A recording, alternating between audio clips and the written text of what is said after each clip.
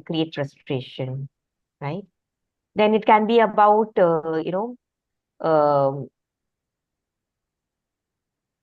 some work related professional issues that you're facing at your work, at your office, that can be creating stress. And maximum people fall in that category, that the stress at work, they carry it back home, and then they remove all the stress on their partners or the children, and then the relationship gets hard, and then the stress from work, from home, they carry back home.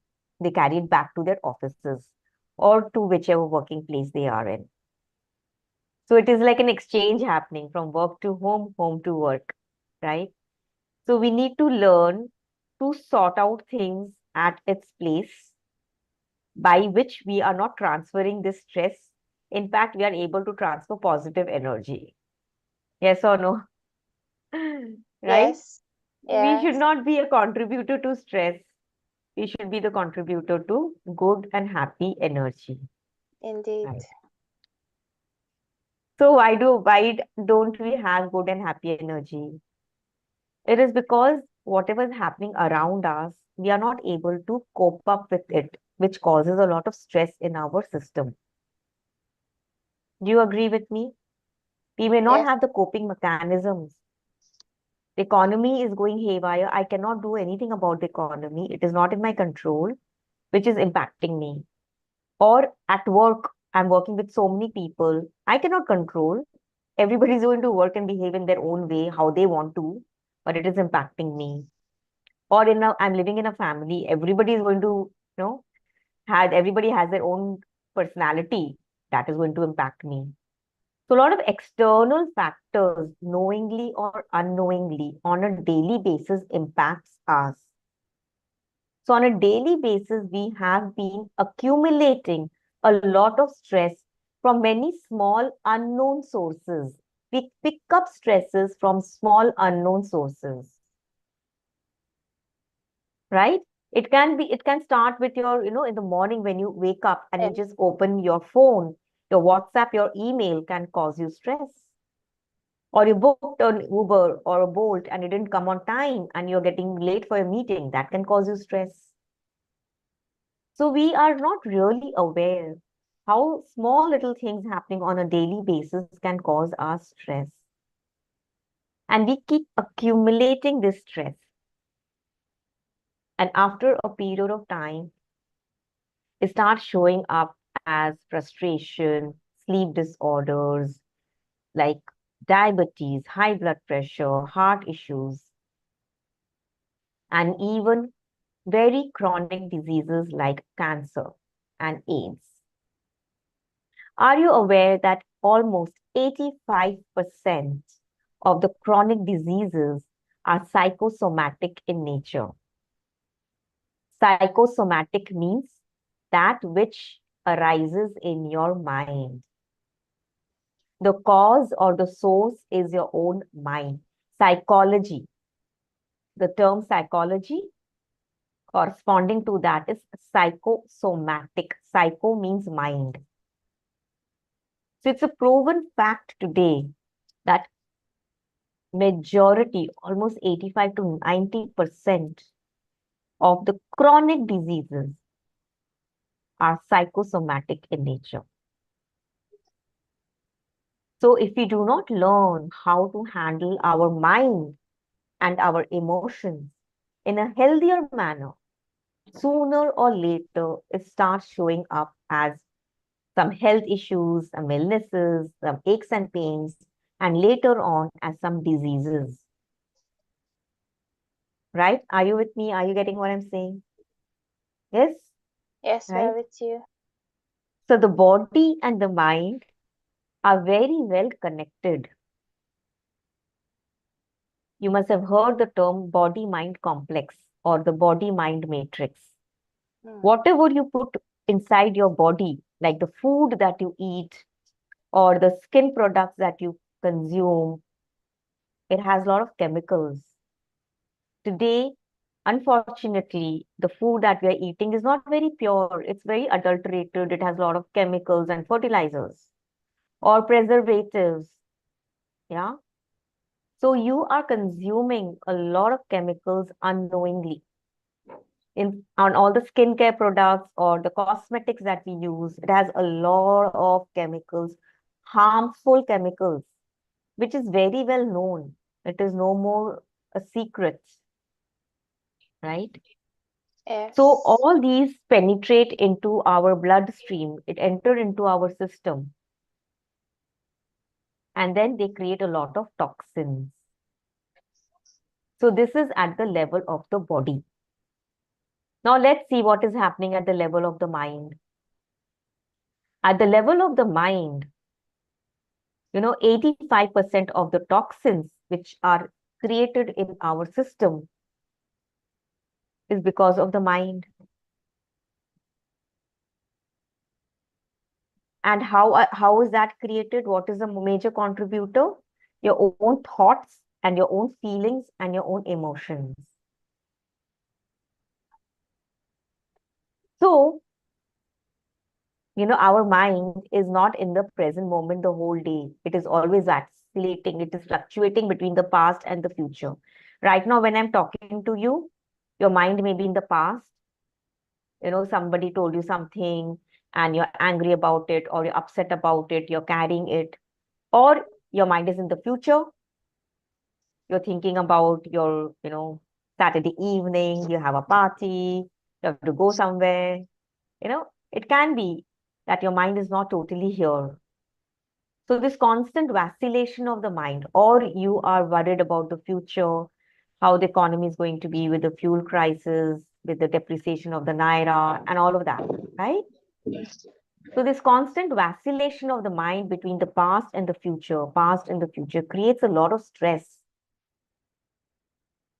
Just let us, pay little attention. When a mind is in the past, it is about regret, guilt, pain, sorrow, or anger. When it is in the future, it is about anxiety, fear. How is it going to happen? When will it happen? What will happen? All this uncertainty, all these come up when a mind goes into the future. So, this constant vacillation between the past and the future, all these negative emotions you're accumulating, mind is hardly in the present moment. So, it creates a lot of stress and toxins. What are toxins? In very simple words, toxins are unwanted waste material that needs to be removed from our system, right? Toxins are waste, right? So thank God we have an elimination process for our body. Like whatever we eat, we remove it the next day through our excretory system, elimination process system. But what about our mind? Are we removing it on a daily basis? No, we're accumulating it on a daily basis.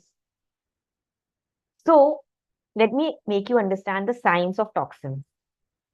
So whenever we are angry, for example, you're angry or you are under chronic stress at work for a long period of time or in a relationship issue for a long period of time, you're constantly under stress.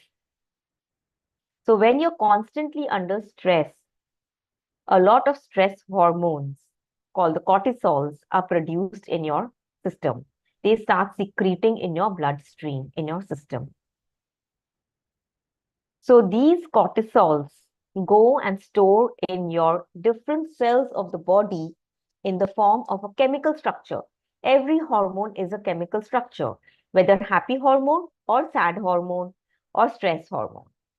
So these cortisols store as a chemical structure in the different cells of your body, which is called toxins.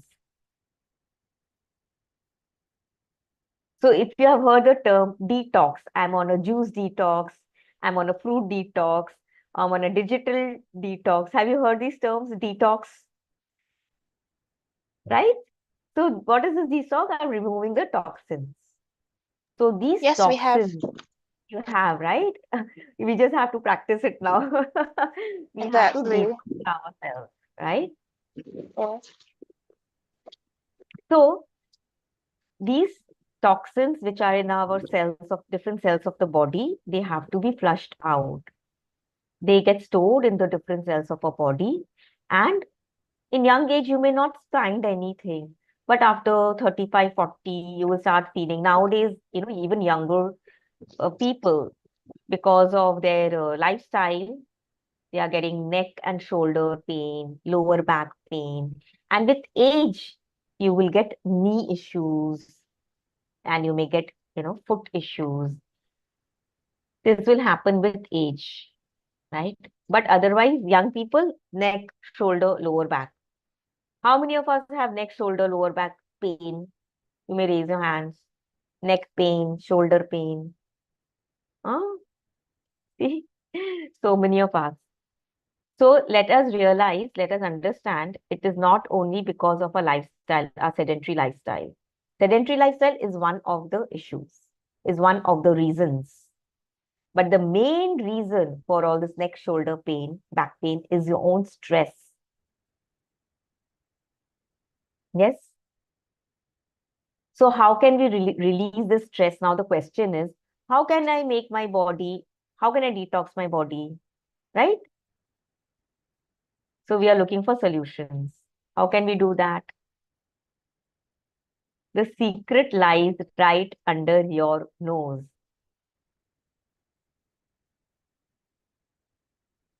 It is your own breath. Your breath, your breathing, your own breath. Breath is a very, very powerful tool. It brings on, it brings your mind to the present moment. You're always breathing in the present moment. Yeah. 85% of the toxins from your system is released through breath.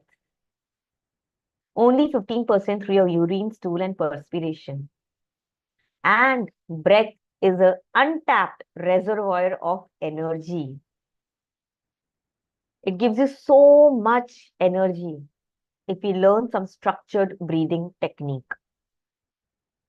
And fourth, breath is connected with your emotions. Have you observed that when you're angry, you're breathing very fast? When you're sad, when you're crying, your breath is very shallow. So there is a direct connection between your breathing and your emotions. How many of us want to be emotionally strong? Like somebody mentioned, no, how during these times, turbulent times, uncertain times, how can I stay happy? We need to learn some tools and techniques by which we can have a say over our mind and our emotions. The external factors do not influence us. I am able to handle my mind and my emotions. How many of us want to be emotionally strong? Want to have a centered state of mind? We are at our center. Raise your hands. You want to be, you want to have a centered state of mind. You want to be in your center, align yourself. Then do some breathing techniques. Shall we do one now for you to just a quick 5-minute breath work, which will instantly energize you, bring your mind to the present moment, make you focused, increase your sharpness, yeah, and you feel very settled and calm. Do you want to do it? Shall we do it? A practical technique? Yes? Sure. Yes. Yeah, let's do that. Just talking is not enough. Okay. So let's sit straight on your chairs. You can sit straight.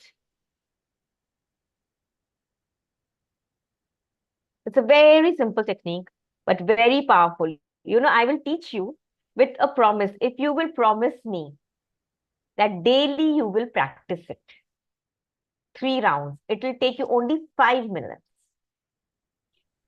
Only 5 minutes. Can you all take out 5 minutes for yourself? Okay, let's do it. Then I'm sure you will want to do it again and again. Okay. So make a loose fist. Your palms, close it, thumb outside. Place it by the side of your shoulders. See, it's like this. Yeah. My elbows are close to the body, biceps are close to the body. It's a loose fist. I'm not loose fist. Okay? Yeah, Miss Bisola, bring your fist, your palm down. Your palms, it is in line with the shoulders. Yeah? Biceps close to the ears. Biceps are close to the body, elbows close to the body. Perfect. So just keep your eyes open. I will show it once and then we will do it together. So we'll take a full breath in. Breathing in, we'll throw our palms up. We will throw our hands up and fist will open. Open the palms. Okay? Breathing in. And breathing out, stretch your elbows totally. Miss Busola, reach, go for the sky. Your biceps are close to the ears. Totally straight, stretch out. Okay? And when we breathe out, I will breathe out with full force. And then I will make the fist again. I will close my palm again. Okay? I'll just do 1 or 2 more rounds and then we will do it together. Then we will close our eyes. Okay? So like this, we will do 20 times. I will give the count. 20 times, 3 rounds of 20 times. 20 breaths. Between every round, I will tell you to relax. So when you relax, you can just keep your palms open on your thighs and you relax. Okay? So let me show you. Don't do it now. We will do it together. This is a demo round. Breathing out with force.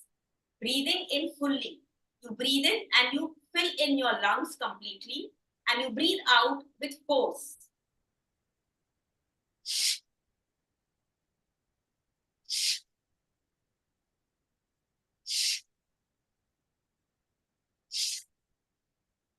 Okay, did you get it? Did you get it?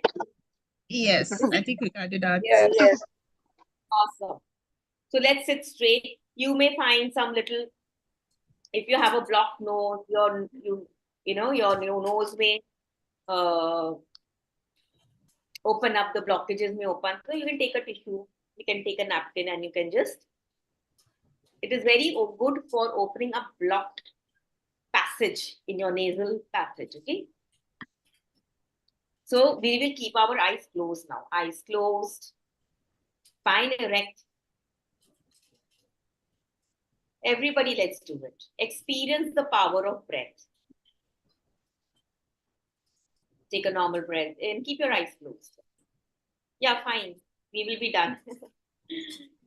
Okay. Eyes closed. Take a normal breath in. And breathe out. Take a long, deep breath in. And breathe out completely. Together with full force and enthusiasm, breathe in. Hands go up. Open the fist. Open the fist. Hands go up. Out. In. Out. In. Out. In. Out. Eyes closed, eyes closed. In. Out. In. Out. Breathing techniques have to be done with eyes closed. In. Out. In. Out. In. Out. In. Out. In. Out. In. Out. In. Out. In. Out. In. Out. In. Out. In. Out. In. Out. In. Out. In. Out. In. Out. And relax. Keep your eyes closed. Do it 100%, then you will find the difference. It is called an instant energizer. This breath work is called an instant energizer, but do it perfectly. Keep your eyes closed. Relax now. Palms are open towards the sky. Do not keep opening your eyes. You will lose out on the energy.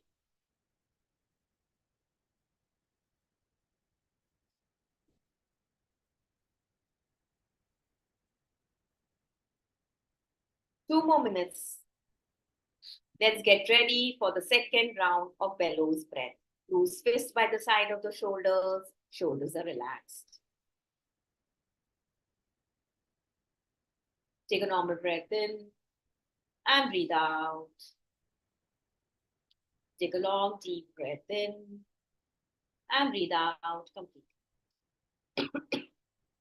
Now, with full force and enthusiasm, breathe in, out, in, out, in, out, up, down, in, out, in, out, in, out, in, out, in, out, in, out, and relax. Keep your eyes closed. And observe the sensations in the body.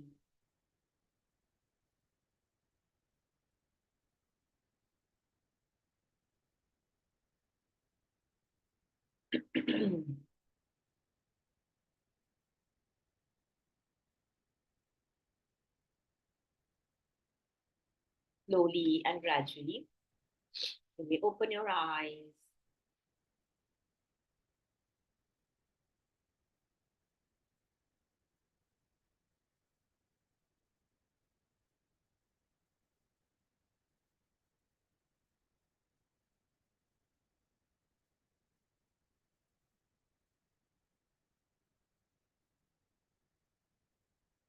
So how was it? How are you feeling now? You may unmute yourself and you can speak. Very relaxed. Relax. Yeah. Yes, Much I'm calm. Fresh. Very relieved. wonderful. See, this is the magic of breath. Today, because of paucity of time, we could not, complete the entire thing. But you can just do 3 rounds, 15, 20 times each. 3 rounds, right? Today we just did 2 rounds and not fully. 3 rounds, 20 breaths each, breathing in and out. You will feel energy, mind will be much relaxed, calm, focus, and clarity of thought. Yes, I've also left my number. We have a happiness center in VI in Lagos. You're most welcome. And where is Miss Fadila? Miss Fadila, we can organize an in-person session for your group. I would like to do it complimentary at our center. Oh, that's nice. We'll work on that. Yeah, if they are from Lagos, I would like to do an in-person, a good, nice, with games, activities, 1 hour session for your members at our happiness Thank you center. very much, Ma. Yeah, no, not at all.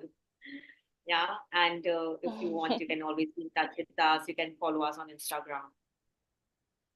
Thank you very much, Ms. Fadila, for inviting me, for giving me this opportunity to share with your members on this beautiful platform. Thank you for honoring our invites. Thank you so much, You have been Priyanka, for very that. professional organizing. Yeah. Thank you, madam. Thank you so much. I didn't get your name because your name is not mentioned. My name is Omotayo. Sorry. My name is name is? Omotayo. Omotayo. Miss Omatar. Okay. Yes. Okay. Thank you very much for organizing and for managing everything. Yeah. You're It was a welcome. pleasure. Thank you so much for that session. It was really, really informative. And I'm sure they have questions they would like to answer. So let's just leave in a 5 minute question and answer session so they can come in, and if we have questions, we can drop it in the comment section and I will pick a few to ask Ms. Priyanka. So Emperor, you can speak. I think I've asked you to unmute and speak. Yes. Good morning, ma'am. So I just wanted to ask, when is the best time to do this breathing technique? It's really, really interesting, but I want to know, is this good in the morning or in the evening, or maybe before night before sleeping? Okay, so very good question. You can do the breathing technique any time of the day. It will depend upon which breathing technique you are doing. So let me just put on. There are many types of breathing techniques. Many types. The one which we did now, that can only be done on an empty stomach, light stomach. So this is a little rigorous breathing technique. Of course, you cannot do it after eating food because whatever you've eaten will come out. So, but then there are many other breathing techniques which you can just do anytime sitting. It does not matter. So that is why it is very important that you learn these techniques from a trainer, from a certified trainer, and just not from YouTube. Yeah. It is not necessary that you have to only do it in the morning. Nothing like that. Breath is a tool which you can use any time of the day. If you're getting anxious, I know there is a breathing technique, I can do that. If I'm feeling, I'm feeling lazy, then I know what I can do to wake up my energy. Yeah. So like that, it's a very big, profound secret. People do not know the secret of breath. And this is what we teach. Yeah.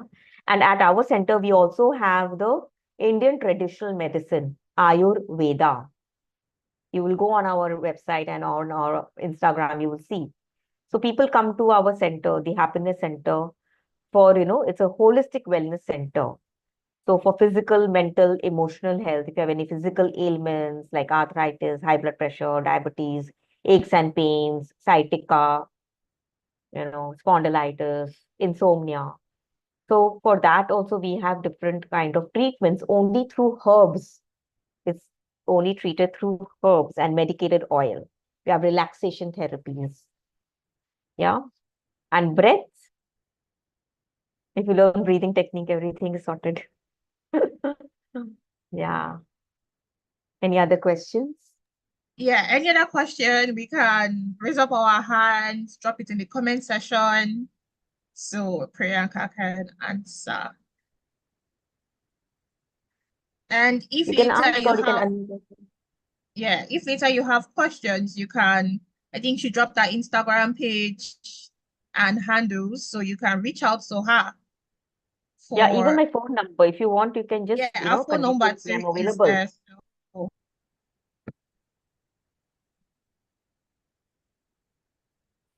So yeah, thank you so much, Priyanka, again for joining us today. That was a very, very insightful session. And we hope when we come for the physical session, you'll teach us more breathing techniques that we can do, more exercise that we can do to relieve stress and a lot of other things. So now I would like us to delve deeper into the specifics of our fundraising project as I invite Fadila Makondwola, the project manager, to share more about the EHI fundraising project. Over to you, Fadila. Hello, good morning. Thank you all for joining this session. This fundraiser is an event that aims to raise money to renew the insurance and provide insurance for people suffering from sickle cell diseases. We also aim to provide subsidized treatment for cancer patients, as well as provide therapy services for mentally ill patients. Sickle cell anemia, as some of us might already know, is an hereditary blood disorder which affects hemoglobin in the red blood cells, causing them to become crescent or sickle shape.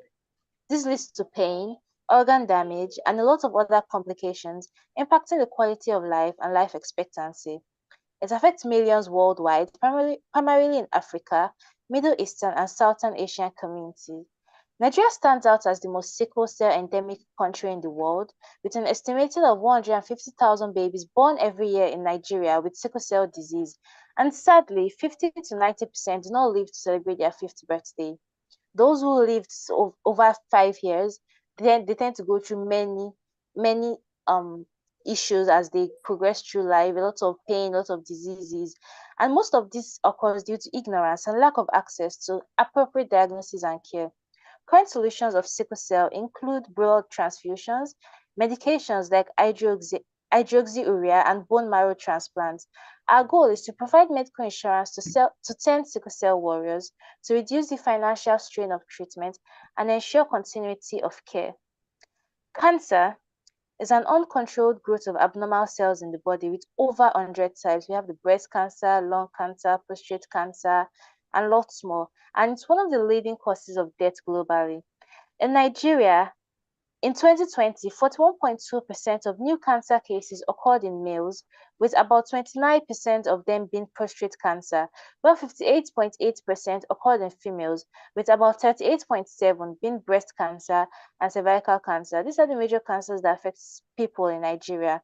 Challenges with cancer includes late diagnosis, high treatment costs, as well as limited access to quality and affordable care. Also, stigma affects patients' well-being and social support. Our goal is to provide subsidized cancer treatments for at least 2 patients to access affordable care and improve survival chances. Mental health encompasses different aspects, including the emotional, psychological, and social well-being, which includes conditions like depression, anxiety, bipolar disorder. These conditions affect one's ability to function and enjoy life. Nigeria, again, is among the worst hit countries by mental illness-related challenges, given that about 40 to 60 million Nigerians suffer various forms of mental ailments. Stigma and limited access to professional help makes it hard for people to seek treatment. There are lots of available supports now. We have therapy, we have medication, we have self-care practices like mindfulness and resilience training, including the breathwork challenge that we just taught. All these are effective tools in managing mental health. Our goal is to cover therapy costs for at least 10 individuals, making mental health support accessible and reducing stigma through open conversations. Sickle cell, cancer, and mental health are debilitating conditions which affect millions worldwide. There are lots of research, treatment, and support. This is crucial to improving quality of life and finding cures. Our donations in this fundraiser would help fund life-saving research, provide access to medical care and treatment, support affected individuals and families, and promote awareness and education. Once again, thank you for joining us in this fundraiser. Thank you. Thank you so much, Fadila. And we really know that the urgency for this particular condition is affecting millions of people today. So this is a time for us to take action. This is a time for us to support a cause like this. So I'd like us to transition to our next segment, a panel discussion on living with sickle cell, overcoming daily challenges. This particular session will feature a sickle cell advocate who will share her experience and insights. And our moderator for this particular session is another wonderful individual, Miss Lawal Olayemi. Over to you, Olayemi.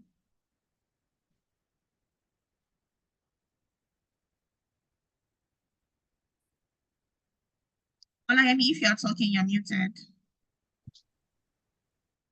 Thank you so much, Omotayo. My name is Lawa Olayemi, and I will be your moderator for this section.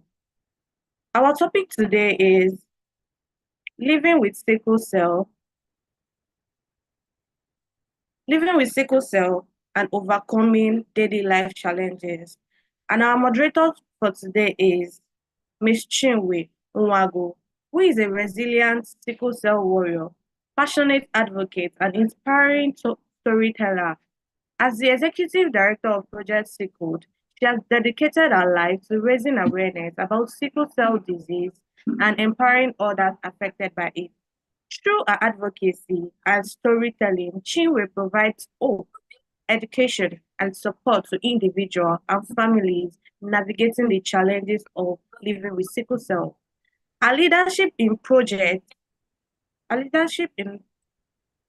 in Project Stakehold has not only brought attention to the condition, but has also helped in driving initiatives aimed and improving the quality of life for sickle cell warriors across community. Welcome, Ms. Chinwe. Welcome, Ms. Chinwe. Ms. Chinwe, can you hear me?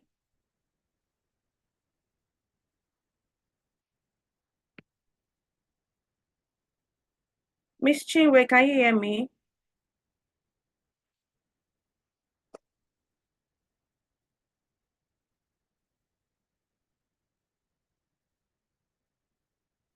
So my question for you, Ms. Chinwe, is what motivated you to become an advocate? Okay. So my question for you, Ms. Chinwe, is what motivated you to become an advocate for sickle cell awareness, and what have you learned along the line? Okay, just want to make sure everybody can hear me. Can you hear me? Yes, I can hear you. Okay, great.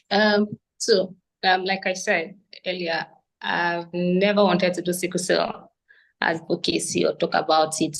And you would understand, since you guys also are in that line of it, that there are a lot of stories in sickle cell. Like you can meet a warrior and there are certain stories that move you to your core, certain stories that make you question why this disease exists in itself, and you question why you are even in it. So living with sickle cell was one battle, and venturing into advocacy was another crazy decision. But what inspired me was I was volunteering for an NGO, just random volunteering, and they covered for both sickle cell, children with autism, with autism, mental attention deficit disorder, other brain disease or deficiency in children. And also, but sickle cell was one of it, and they run a free clinic. And I kept going every day, just volunteering services and all of it. And randomly, that wasn't just the only NGO, I was also volunteering for other NGOs. My head, I just wanted to volunteer. Nothing was going on in my life then. So volunteering was it. I was just volunteering everywhere. And I just took interest in certain families, right? And so whenever I come there, you just meet a different story. You meet one story that makes you grateful to God for the level at which you are with sickle cell in your own life. You meet a different story that make you question why you are worst case scenario. You just meet different stories. And to be honest, I just took interest in, I think, a family as at then. And that was because I had been assigned to them to help fill a form in this NGO. And the next thing, the mother started crying and she just broke down in tears. I was like, she just prayed that these children will be alive, will see everything. And I didn't know when I blotted out. So I said, oh, don't worry, they'll be alive. I also have sickle cell and I'm not dead yet. So we can really do this. And since then, I would just call on her, check on the children. It was just a form of strength to just say, oh, I'm still here. So we are still here. We are going to do this. It just became a random thing, just to call on other families and also other people that I knew. And in that same year, I started to attend sickle cell meetups, organizations, and all of those things. And I just really took interest that people do not really know about sickle cell. And if there's anything I've learned in the journey thus far is that people do not really know about sickle cell. We think we are doing enough advocacy. We are not. So I find that at the end of the day, people assume that because you have sickle cell, the reason you tend to have crisis is because you don't take your drugs. Because I was on this particular day I was volunteering, they were busy scolding this particular child about how he's not taking his drug, that, he's a wicked child. If he's not taking his drug, he doesn't want to help his mother, and all of those things. And I was looking, and I knew one thing that child is going to do. That child is going to go home with the mother. Maybe he's going to take today's drugs if he's in a good mood, actually. But moving on, he will not take it again. Even if you think he will take, he will throw it.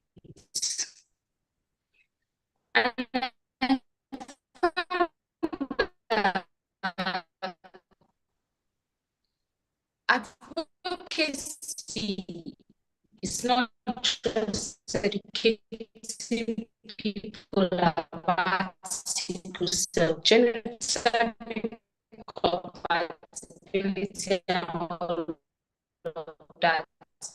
It's also educating people who are caregivers and people who are warriors as well.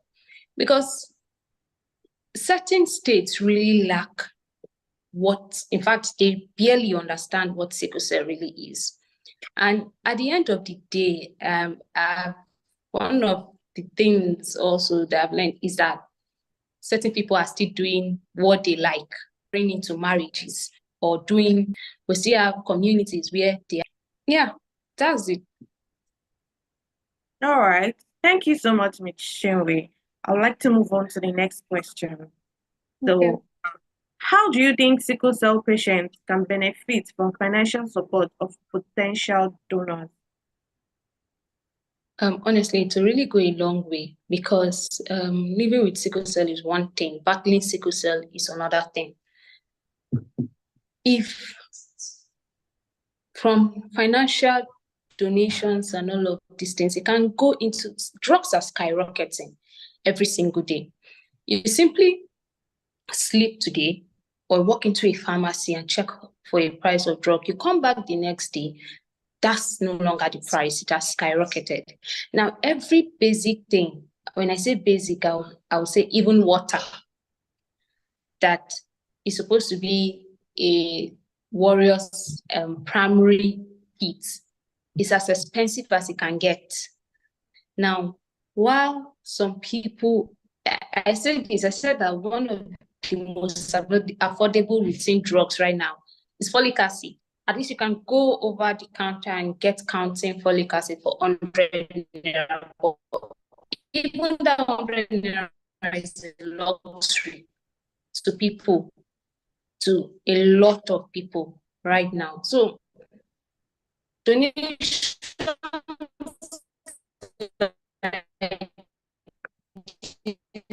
can go into,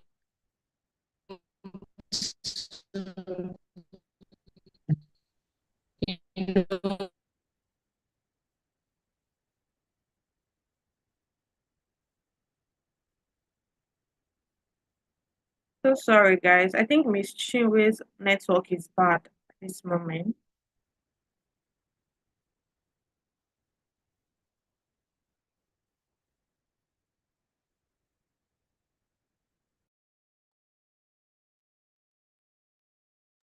Let's give her a few minutes to see if our network comes back before we either move on to the next session, or let's just give her a few minutes.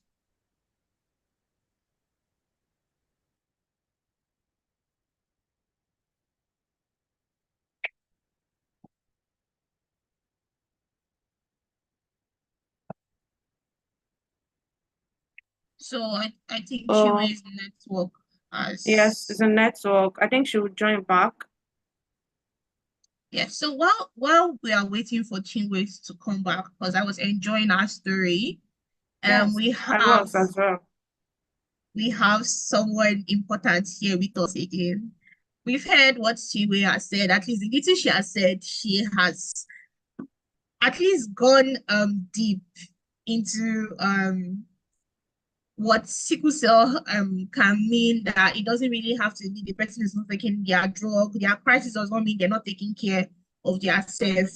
So let's hear directly from someone first-hand experience that is living with sickle cell disease, that is living with sickle cell, and has been able to like live our life to the fullest. Ms. Chinwe is back. Okay, yeah.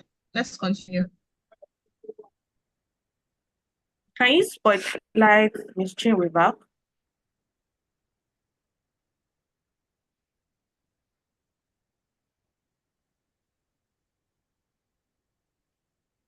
Can you spotlight her? She's here already. Hi, can you hear me? Okay, welcome back, Miss Chinwe. Thank you. So the next question is, what lifestyle changes have you made? Your diet, exercise, or what? For one, I don't exercise, but it has. No, I don't. But I've heard some people, or I know some people who exercise, and it helps with crisis. It helps them cope. Okay. Yeah, so not trainers exercise like walking, some people stroll, some certain exercise, treadmill and all of that.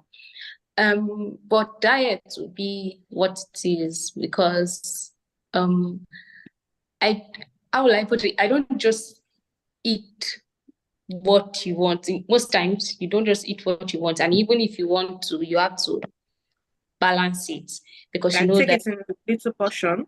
yes, in little portions, and you know you need a lot of vegetables. And sometimes these things are not nice to eat. So you may want to really balance it up. Yes. Obviously. So you may want to balance it up and all. That will be it for diet. I'm not sure any other thing. Like I said, I don't exercise. So people figure out what works for them and then they stick to it. Oh, yes, that's true. Thank you so much. And the next question is, what message do you want to convey about the strength and courage of those living with a sickle cell? Well, sickle cell is not a death sentence. Yes, it's surely not a death sentence. Not a death sentence.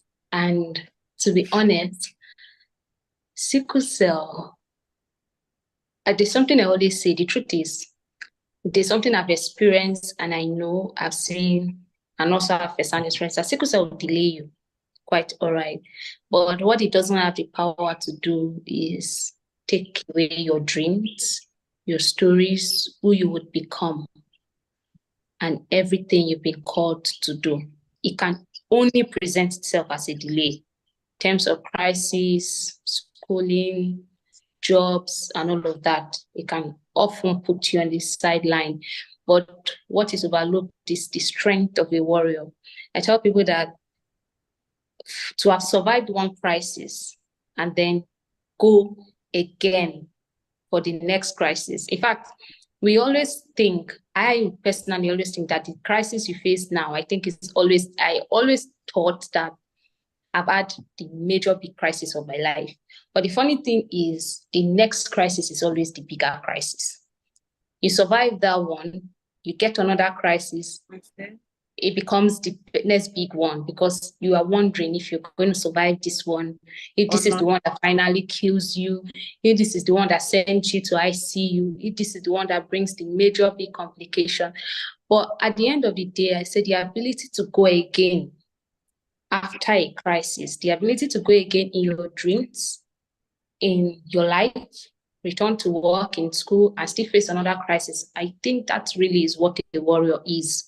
Not in a physique of what a warrior should look like, not in the ability to draw up sword, but in the fact that you can go again. That's who a warrior is. His strength masked in petite, in bodies that don't look like they have it, but that's it.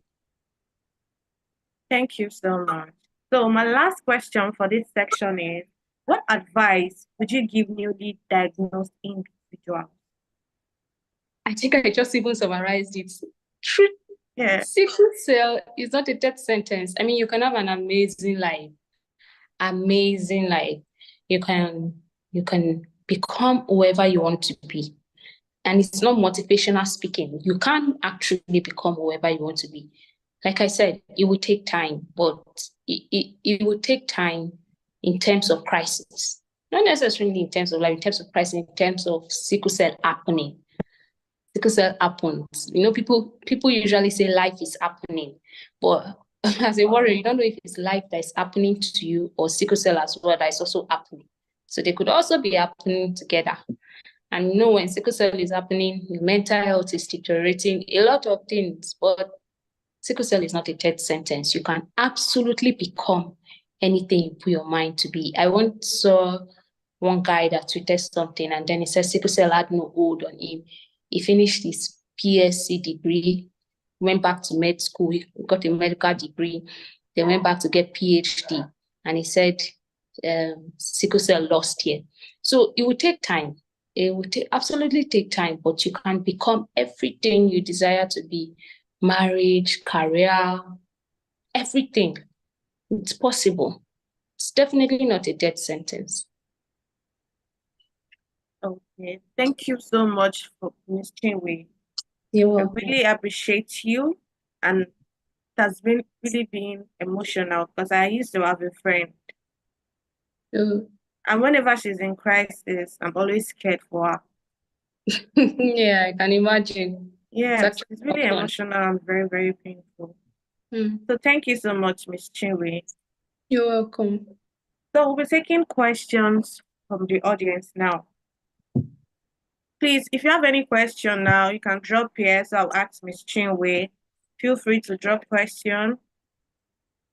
So I have a question from the Executive Helping Initiative. They said, how can we help friends or family with sickle cell? Okay. The truth is, it's by asking what they want. Like, imagine if someone is having a crisis now. The truth is, by most times, what you think you want to do for them, it doesn't work. It could be irritating and annoying because pain is very unpleasant. Pain, Kai, I don't know how to describe pain. For you, you must have had to feel something. I want to say fire. Maybe you mistakenly touched hot oil, or you mistakenly carried a very hot pot. In fact, I think even that one is bearable, but you've mistakenly had something so hot or something. Have you mistakenly hit your leg on an iron, missed a step or something? There's a kind of pain that you feel that the only solution is they should cut off that place. I mean, most times that's how I feel. Take off that part, when you fix it, return it back to my body. That's how it literally makes me feel. But really that bad? Yeah, so when you think you're trying to help them by doing one or two or like that, it can be irritating, coupled with how uncomfortable the pain already is. So most time what you want to do is ask. People say you ask, what do you want? What can I do for you? That and that. For other people is different. It's actually very different. You can just sit with them for the moment. Like just sit with them in that place, not trying to do anything, not trying to push anything to them and all of that. You just sit in the moment. So all right, thank you so much, Ms. Chinwe. Dare Asobele's hand is up, please. Ms. Dare, do you have any question for us? Yes, I do. Hi, Ms. Chinwe, how you doing? I hope you're good. I'm good. Hi. Good evening. Yeah. Good afternoon.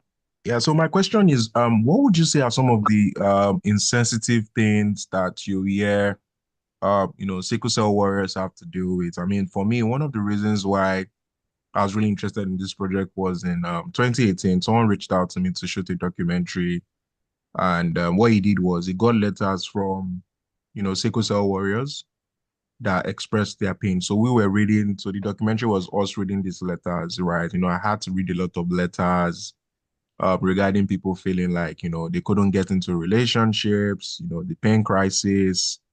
I was really, really, shocked at some of it. I had no idea, right, that, this was some of the things that people were facing. So I don't know, just for the audience, what are some of the insensitive things that you feel, sickle cell warriors have to deal with, and you understand that it's not like people are doing it intentionally, it's just that they don't know.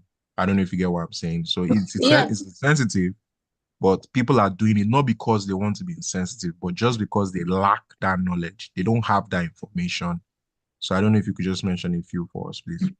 Thank you. Yes, the relationship thing, I would agree. Let me give you an example. I once went to a conference. It was organized somewhere in Abuja in the Women's Center. And then we sat down, we were discussing. It was mostly for warriors, sickle cell warriors. So we had come together, to discuss our plight and all of those things. And someone said something, a lady, she was sitting beside me. And she said our relationship had recently been called off because they had been engaged, everything, the back and forth and all. And the mother-in-law had said something that she won't be able to carry a child, that she can't get pregnant. I mean, that's a very sensitive thing to say. They are warriors, I know. Like, I know them. Like, I have one in my cycle who is married and they have children. I don't know where people get the notion that sickle cell warriors can't have children. I don't know where they get it from. And I will say this all diligently because I've been in a place where someone thought that he was doing me a favor because he was AA and I was SS. So he was doing me a favor by dating me, something like that. You get, so every conversation just stemmed from the fact that, oh, you're SS and I'm AA. Stuff like that. Another one I would share is one time I was at a tap fetching water or something. People assume I'm disrespectful because recently, these days, I'm not trying to impress or anything. So I was sitting somewhere and a couple of women just passed. They were passing with their buckets of water, just carrying it and going with it. And I know in everything in me, I cannot carry that bucket of water from where people are carrying it to where you are going. So I just sat there and I watched them every time they passed, and they kept looking at me in a very condescending way. And so when they passed the next time, they were like, if this person was here now, she would have carried the water. And I looked, I knew I was not going to go and say, let me carry the water for you, this or this. No, I simply left that place. And there was another situation, someone was watching me, a friend that just come to carry water for me. Or no, this one was even close to him. I was living somewhere. The guy that usually comes to bring water for me was not going to come that day. In fact, I had not seen him. He was going to come, but it was late and I really needed water. Where I was staying, there had no pump water in the house. So I just got from the next compound, one bucket just to use for a moment. My guy comes. And then I carried this water up to the gate and someone at the balcony. So when I reached the gate, I stopped and I was just breathing and panting. And the guy looked from the balcony. I was like, is this small thing you carried and you are doing like this? So you are telling me you cannot carry bucket of water? Like in a very, very, very, said it in a very condescending and in public and everything. And I looked at him. I picked that bucket of water. I did not stop halfway till I got to my flat, to my own place. And okay, I'm seeing someone ask, have you ever experienced rejection as a warrior? Let me just answer that together with this question that Mr. Dari asked. And yes, like I said, I've been in a relationship where someone made it feel like it was doing me a favor dating me because I was SS and it was AA. It took a long time before I left there. Because another reason I had stayed was I had wondered, truthfully, is AA. And I need to be with somebody who is AA and all of that. So I stayed because I wondered, where would you get someone else? AA is hard to find, very hard to find and all.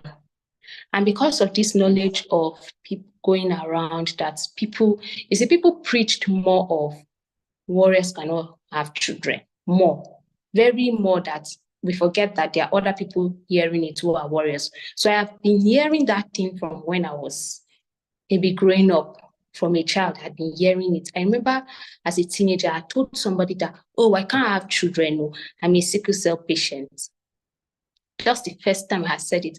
And this person who was in a medical line was trying to was going to med school at that time. And I said, who told you that? Now, I didn't know that until now. Now I'm saying it because you do a lot of mental work when you have sickle cell, because a lot of damage has been done earlier. And that's why now I'm in people, in the community of people who are warriors, are married and have children, so that my mindset can change and see that this thing is actually possible. And then you hear their own stories and then it just gives you hope. So yes, relationship thing is a big factor. Oh, Other okay. things with guys, other guys, like guys who are warriors. One last story that a friend shared was that even if you're a warrior, you're a guy, the reason most girls stays with you, like most of the girls he has met that stay with him, is he has to have money. As long as he has money, and they don't care if he's dying soon and all of that. So that's it. Thank you so much, Miss Chinwe. Thank you Yeah. so much. It was nice having you here. Now, to the end of this section. Thank you so much, Miss Chinwe. Okay. Over to you, Omotayo.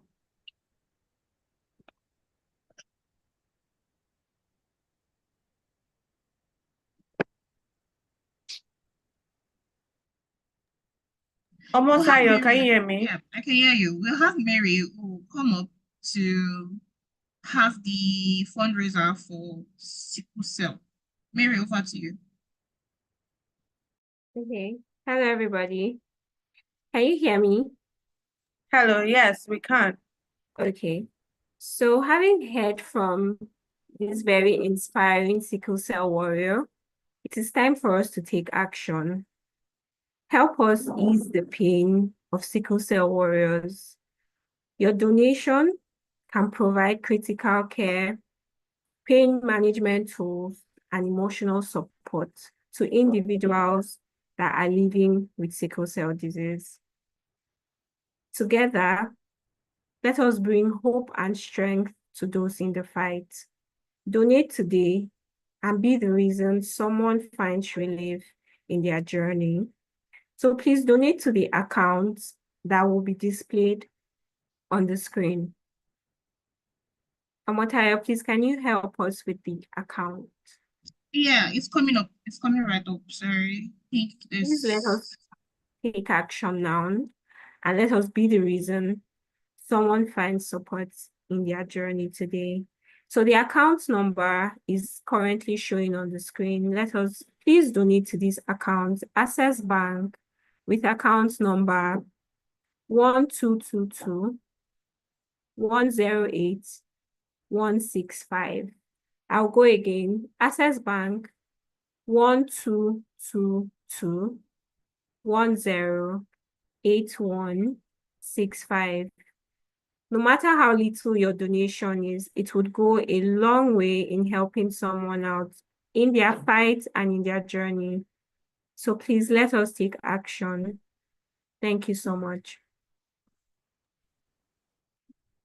Mary, for that wonderful fundraiser. But I think it'd be nice for us to hear from someone again firsthand about our experience. So join me as I welcome Nurse Adeyemi Ife. She hails from Odogbolu in Ogun State, and she's a registered nurse, midwife, and public health nurse in Nigeria.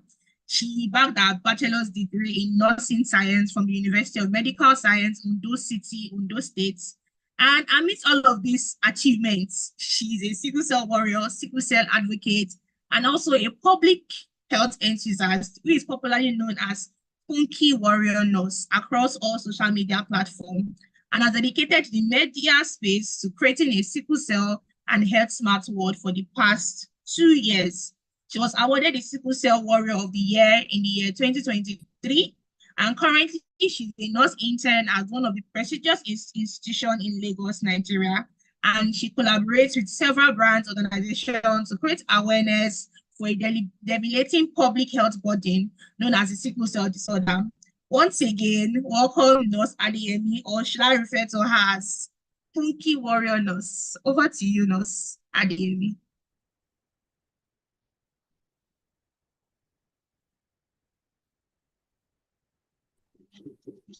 Hello, good morning, everyone.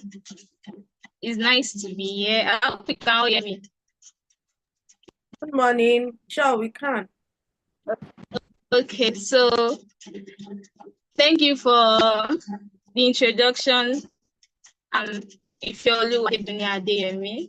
So we can't have a fundraiser, we can't have a testimonial without stories. And I'm happy Ms. Shin has already opened the doors to storytelling. Thank you, Ma, for the wonderful session. So I'll start with a story. I'll title it Funky War Heroes Journey or Story, as we might say. So once upon a time, there lived a little girl in a small family in a small town. Oh God.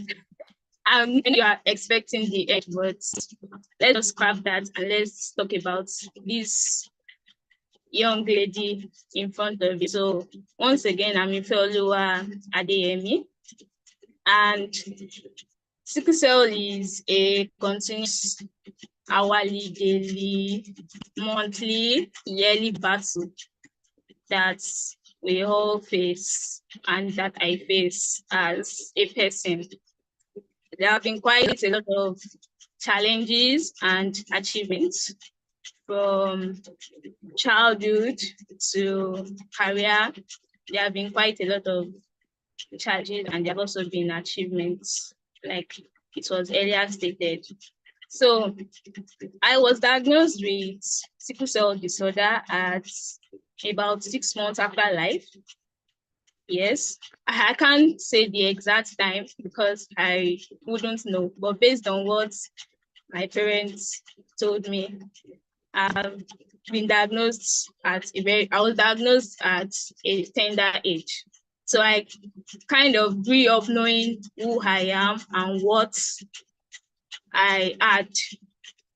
So my conception, I believe it is based on the will of God, because my parents are actually very informed or highly informed about genotype incompatibility and compatibility. Laboratories rather play their trick. So they gave birth to this pretty lady here. So challenges from yes, I think I had a delay in my puberty. Yes, I'm even a bit skeptical about saying it, but I didn't eat menarche at a young age the way everybody eats menarche. So I started menstruating at the age of 16. All my friends, they were saying blah, blah, blah. And yeah, I was quiet and just looking to myself, just that because I love reading and finding out new things. I knew the reason why that occurred, which I was okay with. Various challenges. Okay, I'm easy as a sickle cell warrior compared to other warriors, but mind you, there is no easy battle when it comes to sickle cell disease. So I've had my own fair share of complications as well, from lumps syndrome to hepatomegaly and the likes. I've also had my own share of stigmatization and discrimination. Yes, I have. There are memorable days that's very difficult to forget. Like, I won't forget the day also assumed I was drug seeking and in turn gaslighted me during an admission. And that admission was a very critical one because nothing was working.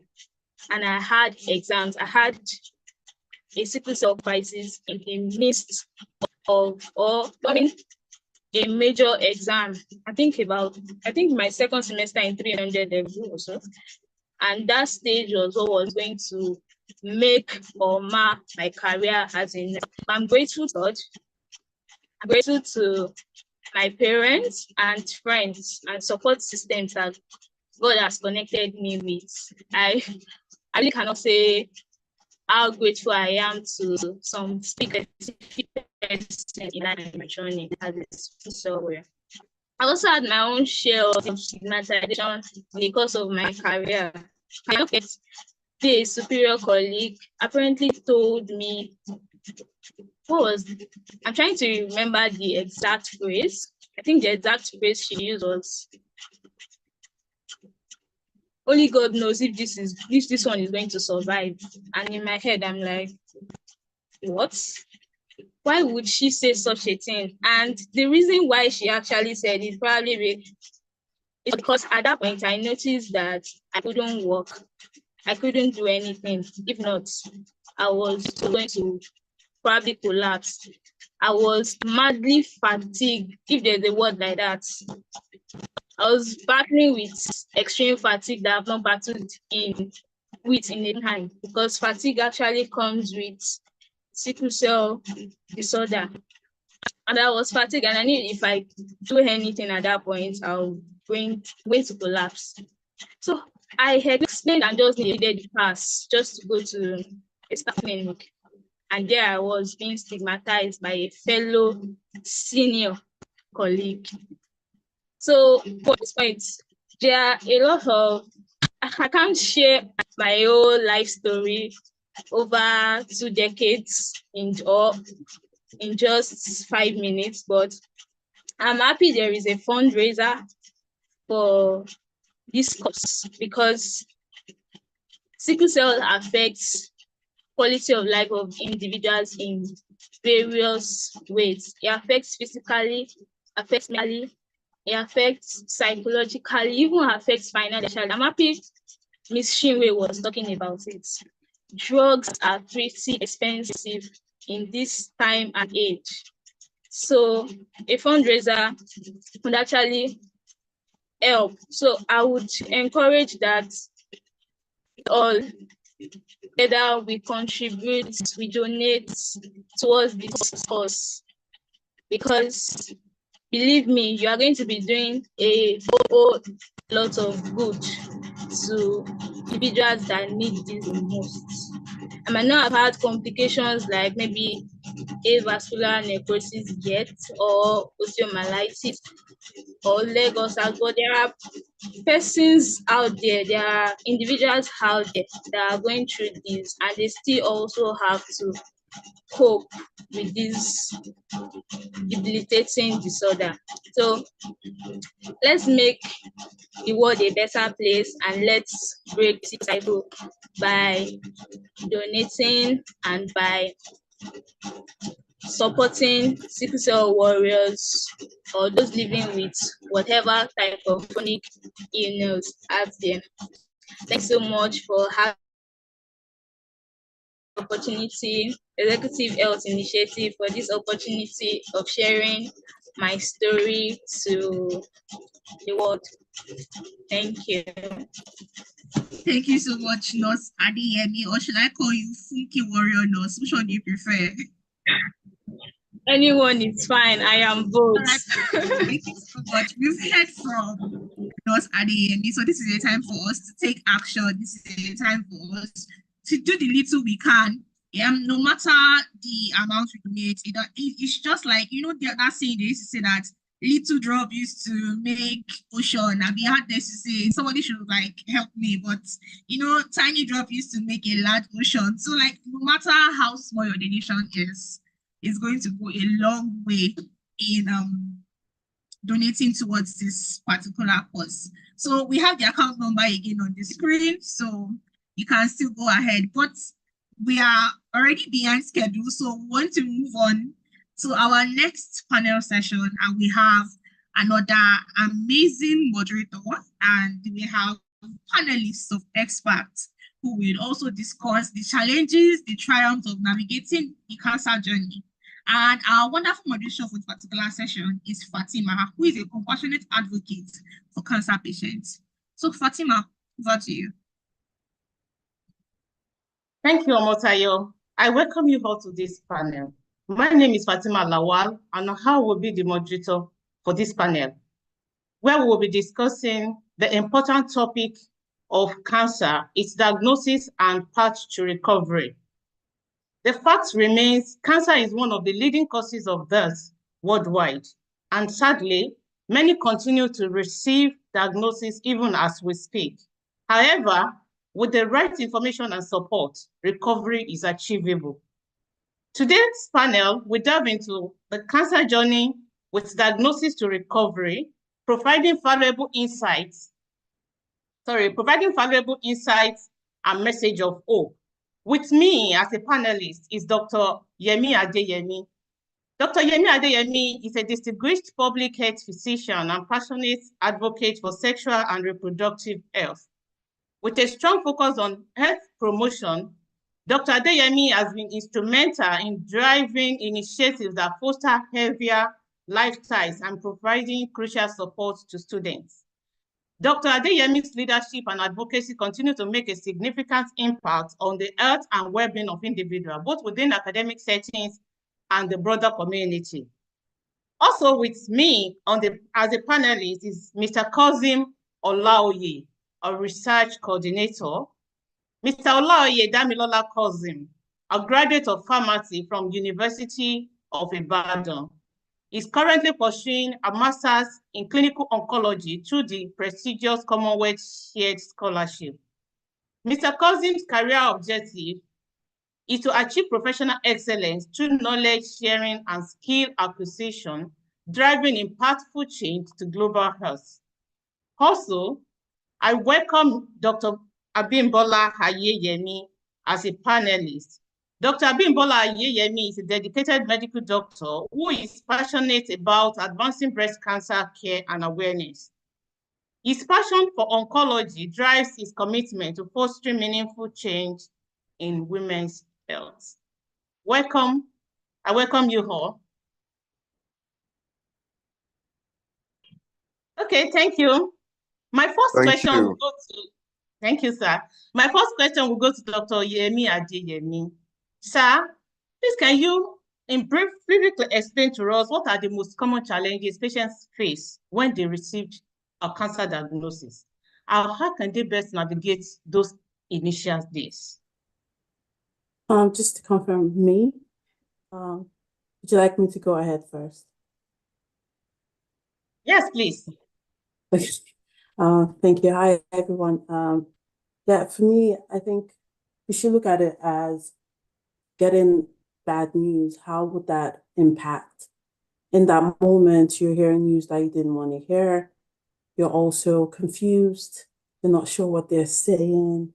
In that moment, you're also trying to navigate the options that you have.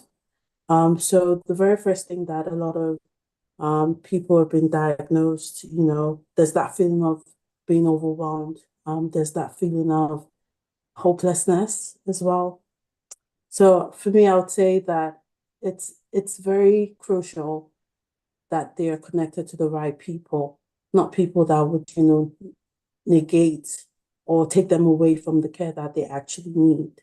I've had a couple of people who you tell, this is what you're expected to do, this is what is going to happen, try to give them the best options. And they go to their own support system, whether that be family or friends, and then they just say the opposite of what you said. And then they start to go on a different journey that has a negative impact, on the diagnosis, on the prognosis, which is the outcome of it. So I would say that a lot of people, when they do get diagnosed with cancer, it's important what that journey from diagnosis to whether it be, complete cure or, going through that not so great phase where it's a bad outcome. So it's that journey, having the right support system, having the right, whether that be medical or, their own circle of support, and being able to navigate that. Oh, well, thank you for that. That's so informative. Thank you. Okay, Dr. Abimbola Ayeyemi, in your experience, how important is early detection in cancer treatment? And what advice will you give to individuals on how to prioritize screening? Okay, thank you once again for having me here. So, like we always say, prevention is the best form of cure. When we say early detection, it means going to do your screenings regularly, at least for, and we know one of the major things about cancer is it is not a death sentence, you understand? Especially when it is detected at a very early stage. So early detection is very important. Prevention is better than cure. For things like cervical cancer, we have the pap smear that we encourage women to at least do once in a year. Just do your pap smear. Then for breast cancer, we have clinical breast examination. Try to check your breast at least once a month. Then also you can do, if for women less than 40, we encourage them to at least have their ultrasound scans, breast ultrasound scan done once a year. And for women greater than 40, we encourage them to do the mammogram at least once a year or once every 3 years. It depends. And then when you do the scan, it's not for you to just keep the results. We want you to at least see a doctor, see a surgeon, discuss with an oncologist. Oh, wow. Thank you. Thank you for that. Okay, Yes. Mr. Kozim. Oh, thank you. Mr. Kozim Olaoye, as a researcher, how can patients make informed decision about their treatment options, especially when faced with complex and multiple recommendations? Okay, thank you very much. Okay, definitely I have to come into this through the research route. I'll start from my experience having to manage the cancer registry, and you would always be able to tell a story looking at hundreds of variables that define the story of a patient, how they got their first diagnosis, how they left treatment, and how they had to come back when it was already giving life-threatening symptoms and it's in late stage. And we always come to one point that apart from early detection, there's a need to make the right decisions at that point.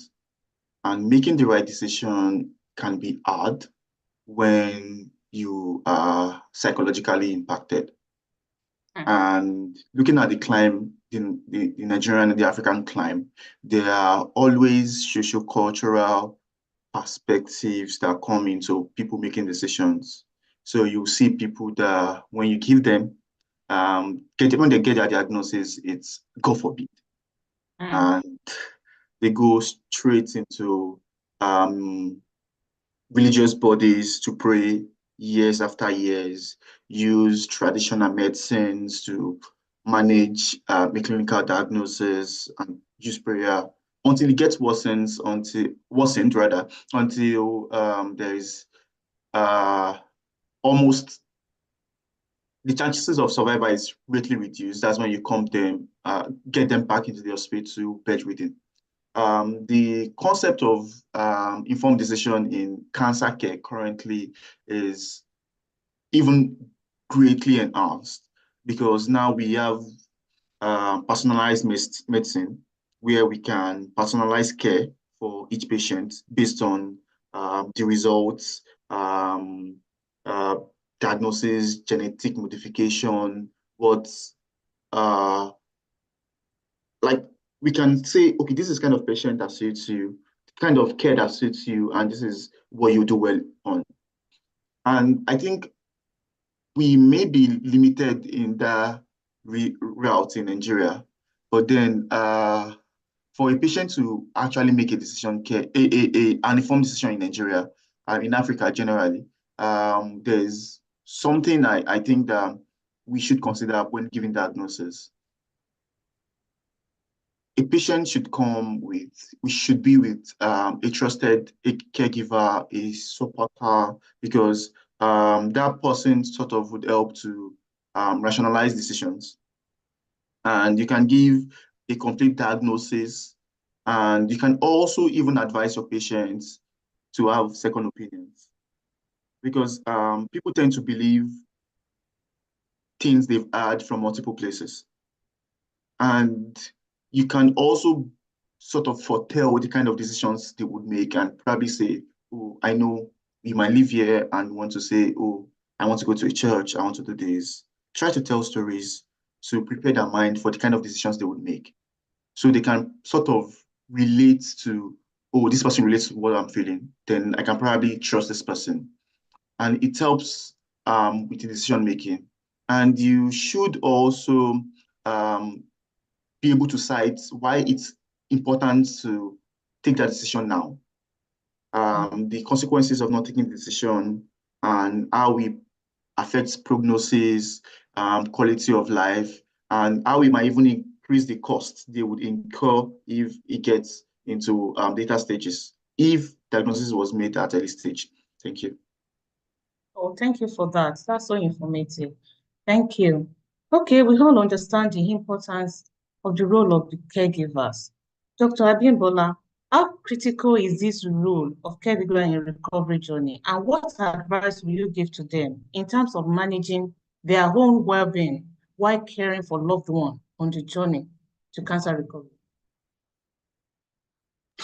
Okay, thank you. A very good question, because when we see cancer patients, we always want to talk to their caregivers, because caregivers are like one of the most important people that, you understand, that help with these patients, especially in their journey. And then caregivers, the role of caregivers cannot be overemphasized. They are as important as the doctors when we are treating the caregiver, because when the cancer patients present, most times when I see the cancer patients, I want them to come in with who they trust more, who they talk to more. You understand? So caregivers are very, very important in their journey.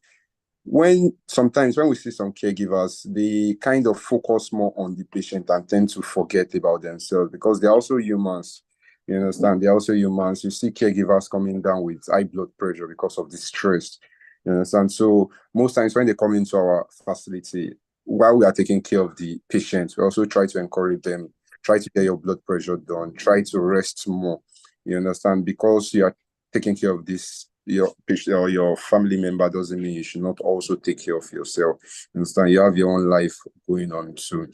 Then also, I think for caregivers, it is also important that we educate them, because they should have information, quality information about the treatment of the patient. So when I see doctors just talking to the patient and they don't talk to the caregivers, I think that is very wrong. You understand? Talk to the caregivers just the same way you talk to the patients. Let them know what exactly their treatment options, understand the patient's treatment options is. And then also you can also integrate the caregivers into support groups. I think that's a very important step, especially with caregivers. Most support groups these days are just for cancer patients, but then if we can encourage having caregivers support groups so that it can help the patient. So like I said, the role of a caregiver should not be underestimated. They're as important as having a doctor on the team. Thank you. Oh, thank you for that. Thank you for that. Okay, Mr. Kozimola, as a researcher in your experience, what role do support groups and community programs play in helping cancer patients throughout their journey?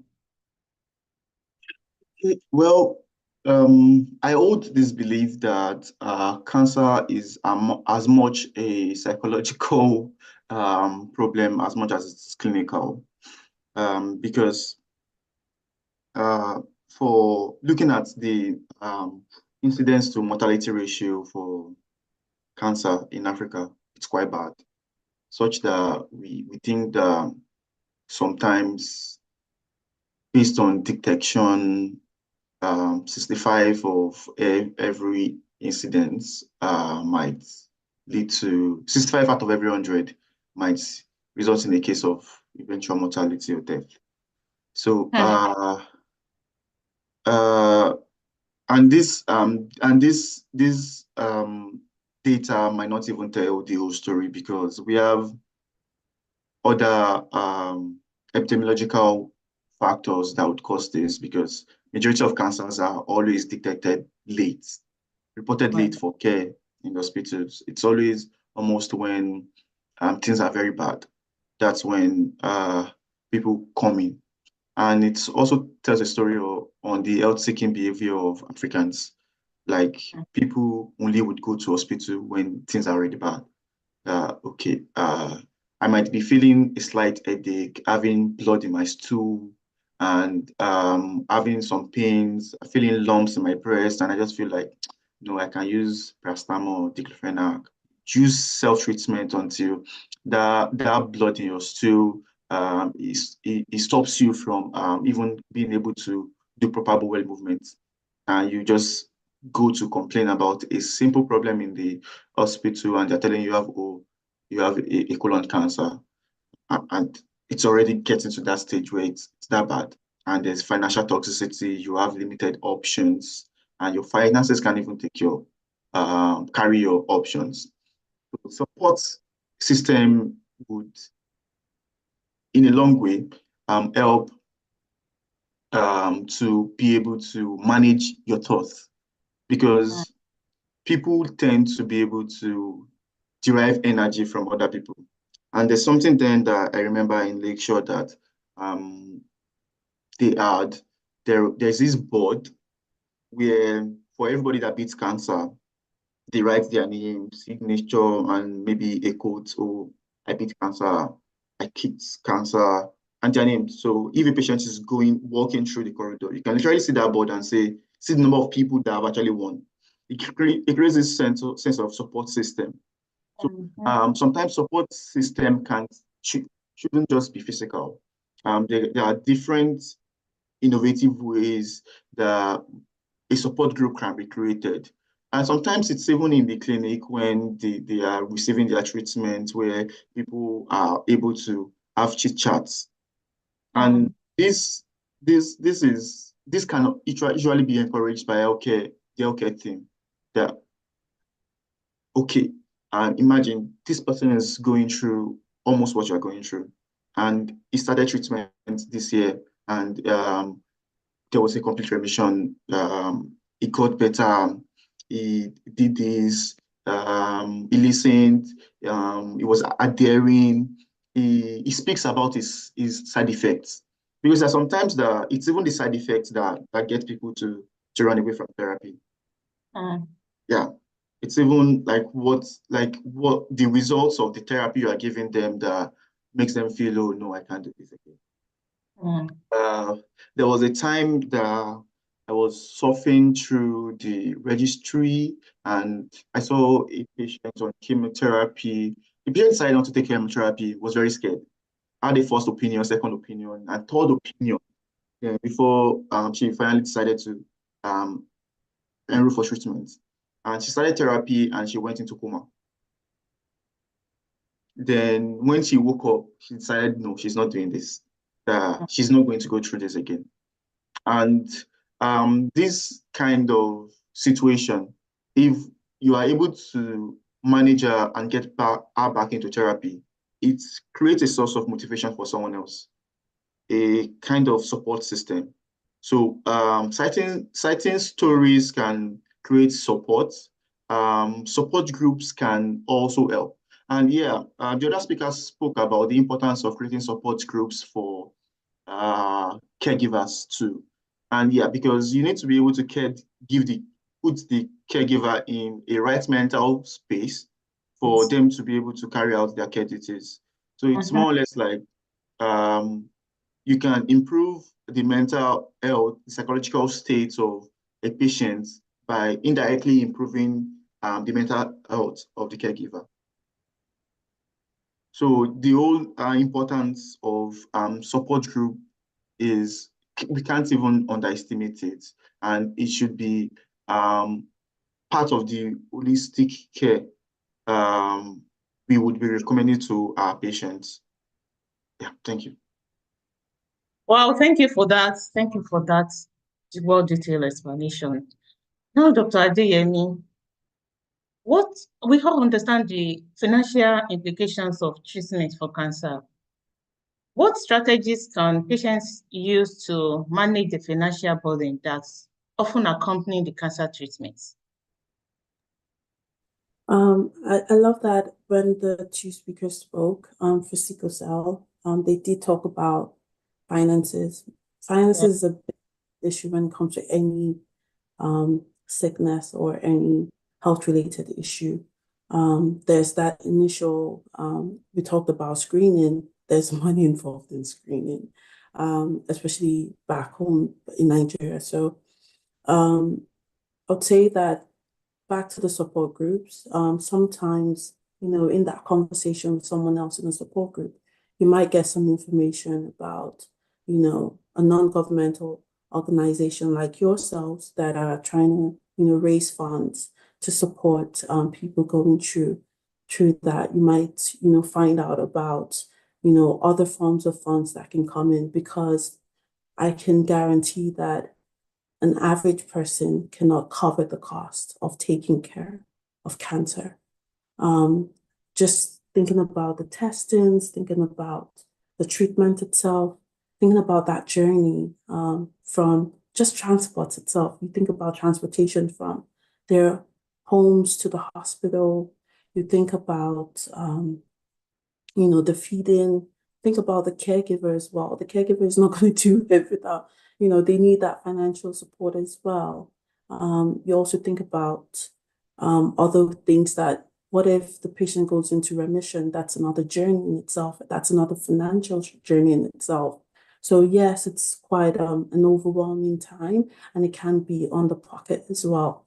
So non-governmental organization, there are other platforms like GoFundMe or any fundraising, platforms to get people to help you. But I think you also have to be honest and be open and be vulnerable to receiving help, because sometimes that's where the roadblock is, where people don't want to share or don't want to say they need help.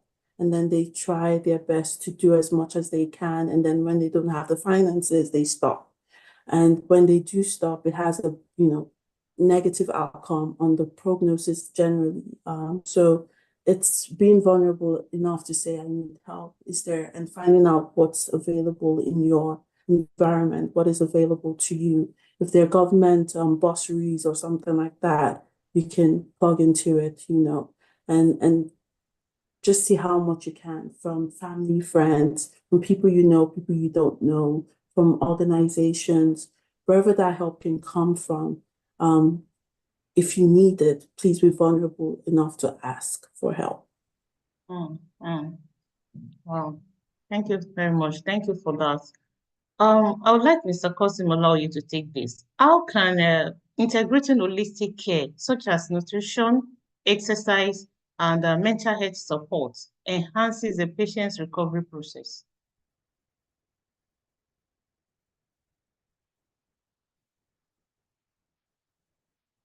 Okay, we can't hear I think you. you're mute. Oh, sorry. Thank you very much. I would go from how holistic care can also even help in making the right decision, then helping survivor. Because there's something that we need to understand, that to even get the right diagnosis for patients, there's something we call an MDT approach, where we have multidisciplinary team coming together, pathologists, surgeons, radiologists, pharmacists, sitting together to review a patient. Oh, this is what I think about this patient. This is what we should do for this patient. This is why we should not do this. And we are now beginning to have dietitians also in the seats to join these conversations. And when we have these diagnoses, taking it to the patient, managing this diagnosis also requires that holistic perspective into care. Because we can't be talking about the clinical aspects without talking about how does this diagnosis impact the mental health, finances. Because financial toxicity is one thing that people tend to look away from when talking about cancer care. Cancer diagnosis and care, because how does this, cancer drugs are not cheap. Diagnosis costs money, like the last speaker said. And you have to be on this therapy for some sequence of times. And we know, like, we have a lot of Nigerians that already live below the poverty threshold. How can someone who already can't afford basic necessities be able to pay for a drug worth, let's say, 150,000 per vial. So the concept of holistic care would include, apart from the clinical, we have to talk about psychological, the mental health. We talked about support care, caregiver, and yeah, exercise. There are research institutes like the Cancer Research UK. They have exercise guidelines that can help cancer patients. And we sometimes hardly even talk about this because exercise on its own can help reduce risk, can help manage some symptoms or some manifestations that either come as a result of the condition or the diagnosis. We have patients that by having brisk walking, just walking around their environment, their estates, can clear their mind, can sort anxiety. There's improved blood flow and they get better. And we also need to be able to personalize exercises such that it should be based on individual's condition. We can't tell someone with a bone disorder to start to do heavy lifting, or someone who has who has little or no energy to start rigorous exercises. We have more mild exercises that help: walking, mild cycling, swimming, and all those things. All these things have a ton of effect on the patient. And yeah, and also dietitians, diets, the kind of food they eat, how the kind of food they eat impacts the progression of their disease or even increase their risk for other diseases. We need to think about this into their care. We are talking about mental, we are talking about their physical well-being, exercises, we are talking about how to manage economical and the impact of diagnosis and treatment on finances of the patient. We're talking about looking at a patient as a whole body that is interconnected into different spaces and making sure we touch each of these parts to be able to create a perfect or a semi-perfect treatment for the patient. So holistic care is definitely the way to go. And yeah, it's one thing I think that we can start to improve trainings on and talk about when we have meetings with oncologists, cancer care institutions. Yeah, thank you. Oh, thank you for that detail. Thank you very much. And I would like to invite Dr. Yemi Adeyemi to help us to take this. What are some of the common challenges cancer survivors face after treatments, and how can they best navigate life post-recovery? Thank you. I think the very first is to understand the new normal, because now it's shaking their world, whether that be, their circle, even to themselves and their finances. Like, there's been a lot of shifting for them, mentally, physically, and all the aspects that we've talked about. So I think it's helping them walk through the new normal, helping them understand how to, take care of self, that post-care, that follow-up care and all of that, but also the mental side of things. Because I tell you, chemo, it's not an easy journey. Radiotherapy isn't, whatever that is for them isn't. Just being in the hospital frequently can do something to your mental health. They might not have friends who are there with them, people who they called, close allies are nowhere to be found. That can make you feel like, that hopelessness again, that loneliness again. that isolation and stuff like that. So it's trying to figure out what that journey would look like, going and back to that multidisciplinary holistic care, helping them work through that journey. So now their diet is different, helping them with that, also helping them with, Oh, thank you becoming, very I wouldn't say back to themselves, but that Okay. journey to becoming, a better version of self. Oh, thank you very much, Dr. DME. We've heard about the importance of early diagnosis, new treatment method, and the power of support, and the resilience required in the journey of cancer recovery. If you'd like to ask any further question, kindly drop it on the comments. We'll get it across to all our panelists. We sincerely appreciate our panelists for their time and insights, and to our audience, we say thank you for being part of this crucial discussion. Let's continue to spread awareness, support ongoing research, and stand by those on the recovery cancer journey. Fatima, I think we have Fad has a question and Okay. Dari Asobele has a question. Okay. I'd like to call on Mr. Dari. Okay, Fad. Okay. Okay. Somebody Hi, everyone. Okay, thank you. Hi, Hi. Mr. Dari, you're welcome. Yeah, so my question is for maybe Dami, Abimbola, or Yemi, right? So, sometime last year, for 6 months last year, right, I was the acting center manager at a subsidiary called Mediclinic, Medilink here. So basically, I was the actor center manager for a radiotherapy center. And for that 6 months, even till now, one of the things I've observed in the oncology space is how a lot of oncologists are leaving the country.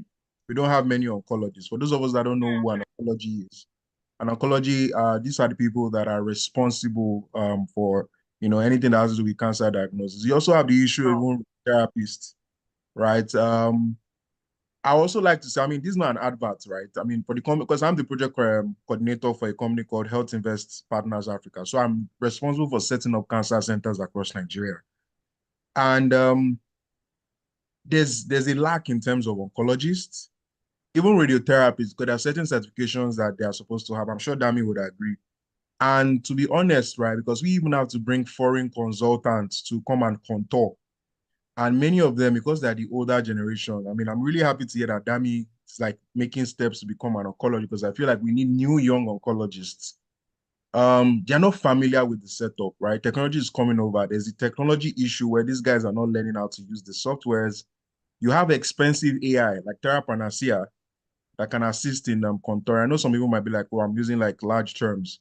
So my question is just, what can we do regarding keeping oncologists around? It's very difficult to have an oncologist that will be solely focused on your center because they are scarce, right? How do we also see how we can keep radiotherapists and medical physicists in the country so that they don't leave? I'm not going to blame them because they are more respected outside the country. They can make a lot of money. I'm sure we all know how the cancer space is. But what do we have to do to keep these guys to stay in Nigeria, build the country, and see how they can be able to help? And yeah, so that's just it. Well, any ideas, any innovation regarding that aspect? Yeah. Okay, thank you. Please, Dr. Adeyemi, help us to take that. I want to push this to Dami.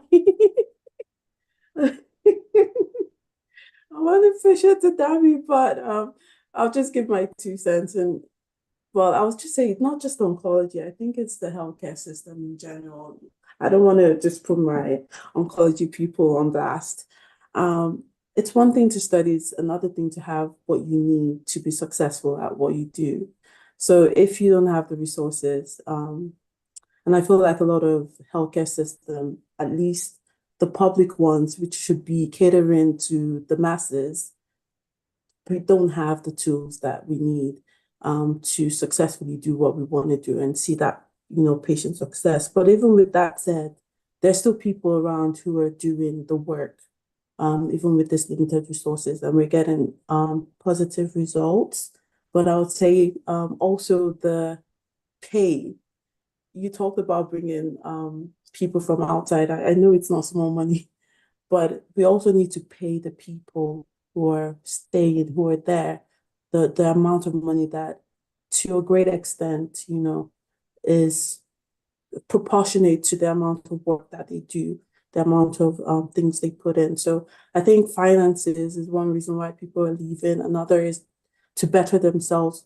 So they need to get, trainings, the better resources and stuff like that. But I'm going to push this to Dan because I feel like he has insight on what's happening in the oncology department. But that's what I can say to that.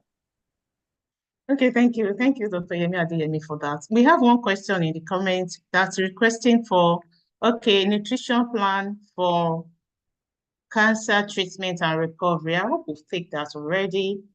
So, sorry about that. We have one more hand up from Fad.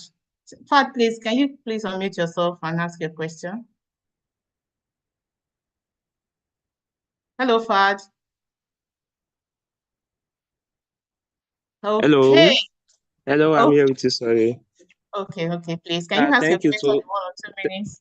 all right, thank you to all our panelists for such insightful session. So I would like to direct my question to Dr. Mr. Olaoye Cousin. So my question is, what message would you like to share with people? There are people who hold stigmatizing belief about cancer. So especially those who see it as condition. Is there any message you would like to share with them? Thank you, sir. Okay. A message. And this has actually just been my message to everyone in any organization, setting I find myself, even when writing essays, it's that we can win the fight against cancer. It might take time, but then we are getting there. So cancer is not the end. Thank you. Oh, thank you very much for that. We sincerely appreciate our panelists for their time and insight. And we say thank you to all the audience. Let's continue to spread awareness, support ongoing research, and stand by those on cancer recovery. I remain Fatima Abdullah. Thank you very much. Over to you, Omotayo. Thank you so much, Fatima. I think Ife Oluwa, you have a question that you'd like to ask? Can you quickly come up?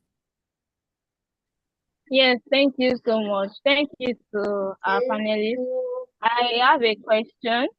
So there is this, I've seen a lot of cases where they say cancer and sickle cell, they're like brothers and sisters. So I want to ask the medical personnel here now, what should a sickle cell warrior do to prevent or to reduce their chances of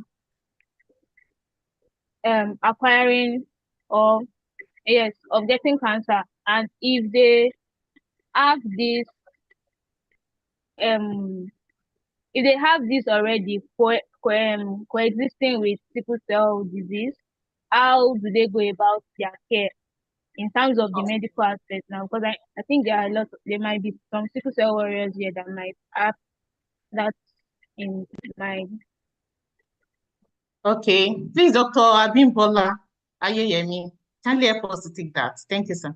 Okay, so my answer to this question will be the same answer I will give anybody, not just sickle cell warriors, is that you should prioritize early screening. Early detection is very important. And like I said earlier on, prevention is better than cure. You understand? You don't wait till when it becomes worse before you present to the hospital. Take, for example, breast cancer, which is like the leading cancer amongst women in Nigeria.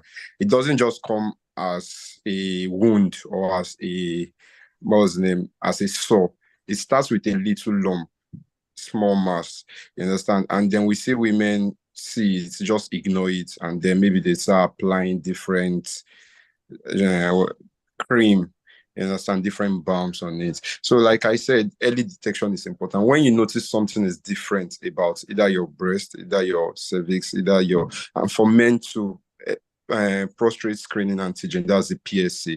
You can always do it once you're above 40. I think it's even recommended that once you're above 35, you start doing that yearly. You understand? So for anybody, just prioritize early screening, prioritize your yearly health checkups. You understand? Go for your checkups regularly. And for people that are living, that's cancer warriors, cancer survivors and also sickle cell warriors that are living with like coexisting medical conditions. I would just advise that you see your doctor regularly. Don't miss your clinics. You understand? Be compliant with your medications.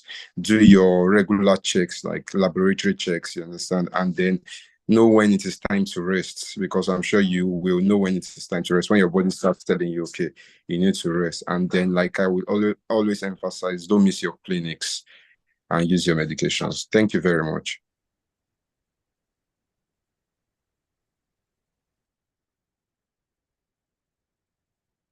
Omotayo, you are mute.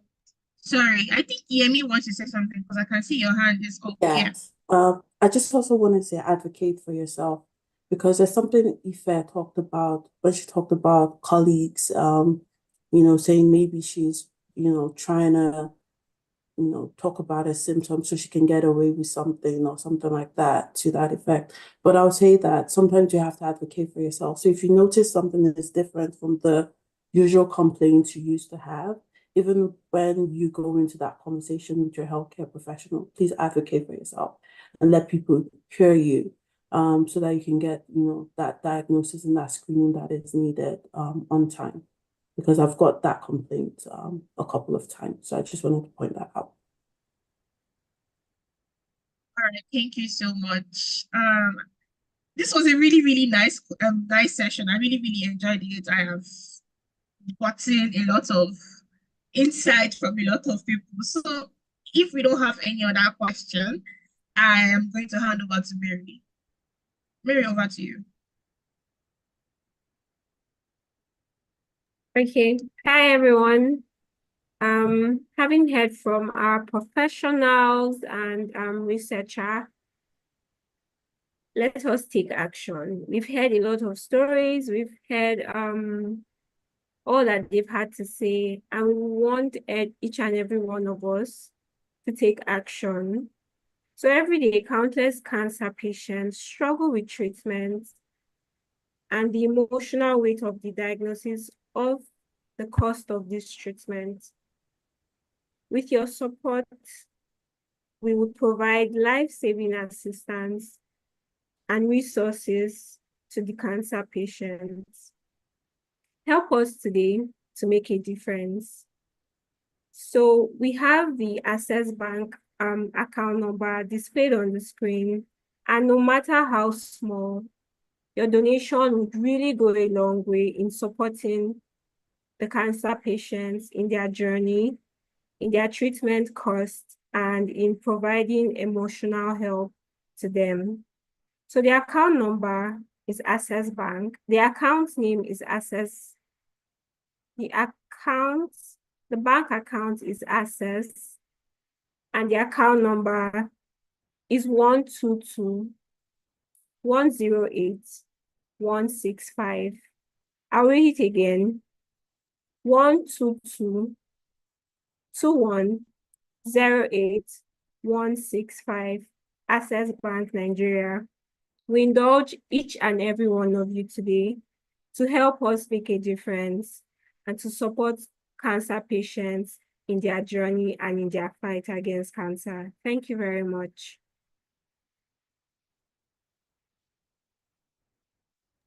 Thank you so much, Mary, for that wonderful fundraiser. So this is a time for us to take action. We can share it online, share it on social media. If you go to our Instagram page on the Executive Helping Initiative, you'll find the account number there. You can find us on LinkedIn, Facebook, Twitter. We have our account number there, so you can donate towards that cause. So yeah. So we don't waste most of our time. We've gone through 2 panel sessions now, and we've learned a lot. And now it's time to hear from our audience about what they've learned, what they want to say. Do they have anything they want to say? So over to you. So in case you want to talk, you can share what you are grateful for related to your health, family, or your support network. And you can also type it in the chat box or speak briefly.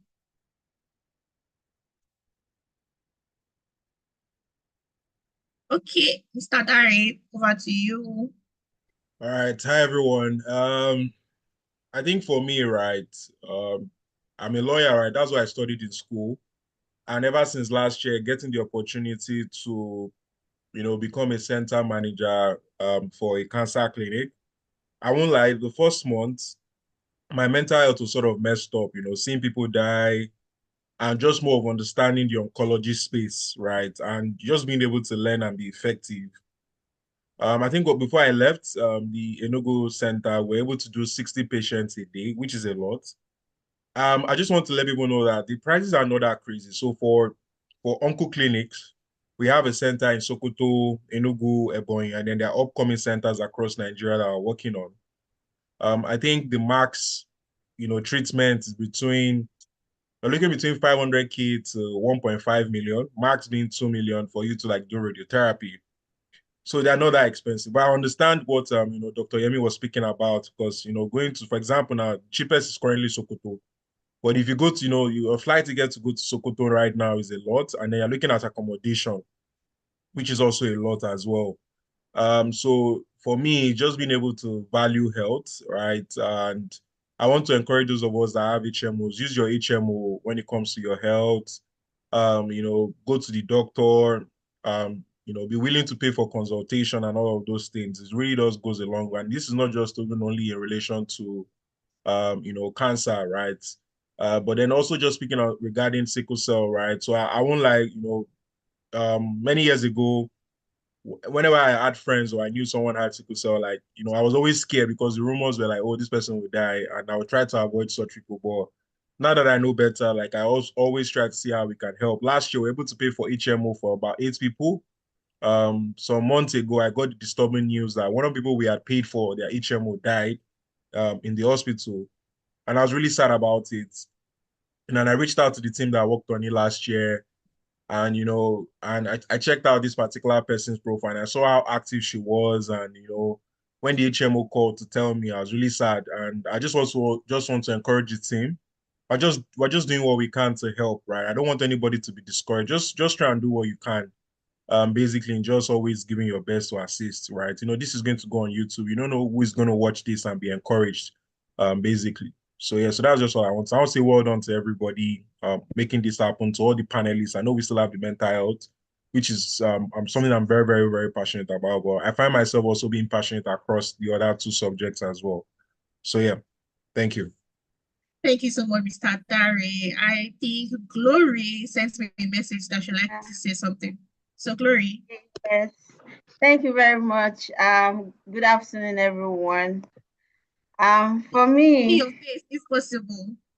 Okay. My video is actually on, but I don't even know why I can't see myself. Carry on. Okay. So good afternoon, everyone. I really want to appreciate our speakers today, the panelists, our speaker, and all the contributions that have been shared today. To me, it's really been an emotional roller coaster for me. That's why I'm even grateful my video is not on, because I've been tearing up the whole day. I've learned a lot about my health, and also how to be very conscious and of the people around me. So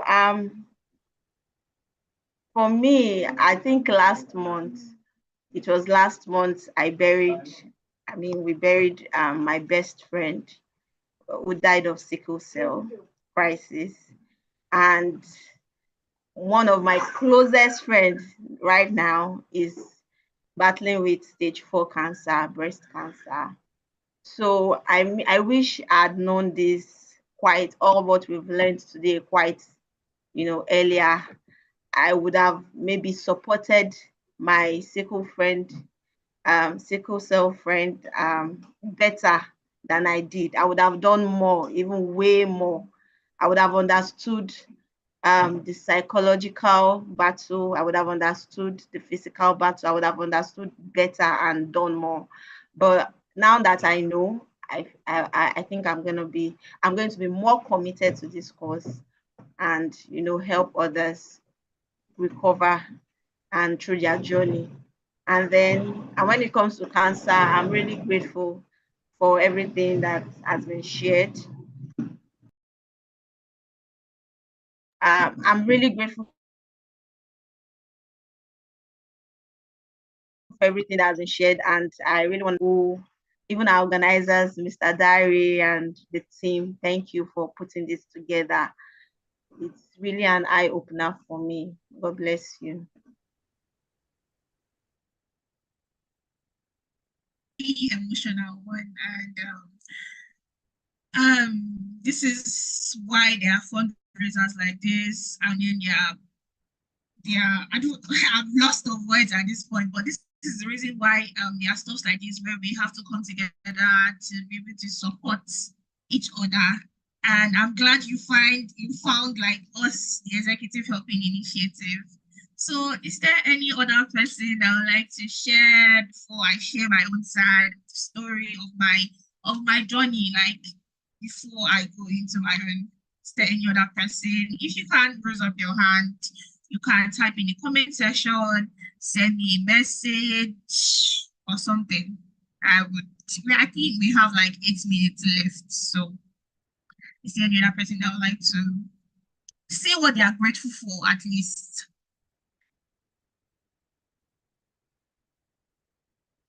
Anyone, any person? Okay, so as for me, I had like from childhood, I had a friend that has sickle cell, and then this particular person like is always like an inspiration to me because he doesn't allow it stop him. Like even me, that I know I'm healthy to an extent, but I feel like he lives life than I do compared to like, oh, I'm only restricting myself to doing this, I'm only restricting myself to doing that. And then I see him, he's always like, oh, you only live once, and then you can't let just one thing just say, don't do this, don't do that. It should not be like a death sentence for you. Your life is not over. And currently now he's a graduate of business administration. And he's currently not in the country again. So I was even talking to him yesterday that Shay, you will not join this fundraiser like this so that you meet like a lot of people and then we can share stories and all. It's currently unavoidably absent. So like this is me just telling everybody that it's important for us to like maintain our health, whatever we know we can do to like live a healthy life. I think panelists mentioned that for breast cancer, I think there's a way you can check if you have lumps in your breast, be able to go for screenings, watch what you eat, because most of the things nowadays they are really, really not healthy for us. But I mean, there's nothing we can do about the food that people they are selling currently, but I mean, we can live a healthy lifestyle. I think that's all from me. So is there anybody that wants to share before we move on to the other part of this session today?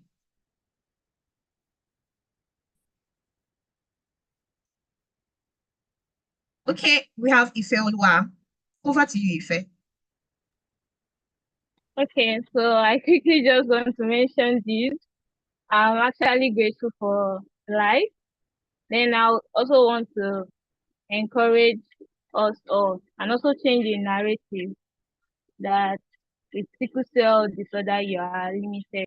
Yes, there might be limitations, but it does not define you. So sickle cell disorder does not define you as an individual. And also, I also want to correct something as well. There's a notion, especially in Nigeria, probably because we are spiritual, we ascribe illnesses to spirituality and traditional means. You believe that anyone that still has or that has sickle cell disorder is, in quotes, a sinner, or their faith in Christ or in God is not firm.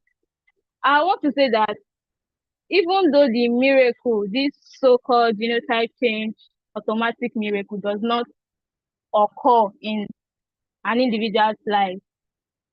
The person being alive and making impact and doing the things that ordinarily looks like it is impossible. Being able to do those things is actually a miracle on its own. So let's just change our mindset towards miracle being only only genotype change, and change our mindset to miracle being I can do this, I am doing this, my test cannot do it. Like you mentioned earlier, Omotayo, you said your friend was doing things that even you yourself could not do. That is a form of miracle. So I just want us all to change our mindset that miracle is not limited to a box of what we think it is. It is diverse. Thank you. Thank you so much, Ifeoluwa. I have Susan raising up her hand. Susan, over to you. You're muted if you're talking. Oh, sorry. Good afternoon, everyone. Can you hear me, please? Yes, we can. All right. So, first of all, I'd like to thank all the speakers so far. For me, I think one important thing that I've really learned here is that don't wait till it gets bigger before you start running. When you start to notice small symptoms, no matter how minute they might look like, you should find out. You should visit the hospital. My best friend died of cancer 3 years ago, and I really wish that I knew some of the things that I know today, because when it just started as a mere back pain, and then she had she didn't have a period for 3 months, and she kept telling me, and I kept telling her not to worry, that it was hormonal change, hormonal imbalance, everything would go on fine. I wish I knew at the time to say, oh, you should visit the hospital immediately. I didn't know, but I just kept saying, oh, it's hormonal imbalance, everything will balance up in due time. Not until it got really worse, and then it just exploded. At the end of the day, she died. So, and even personally for me, I've had conditions that not checking immediately has led to a lifetime, do I call it damage? No. Or as I'd say, blessing, Yes. So please, if you begin to feel anything, like any little thing, check it up. Don't wait for it to become way bigger. Thank you so much for this wonderful session. Yeah. Thank you so much, Susan. That was inspiring. That was, people are making me lots of words at this point. Let's move on. Let's move on to the next.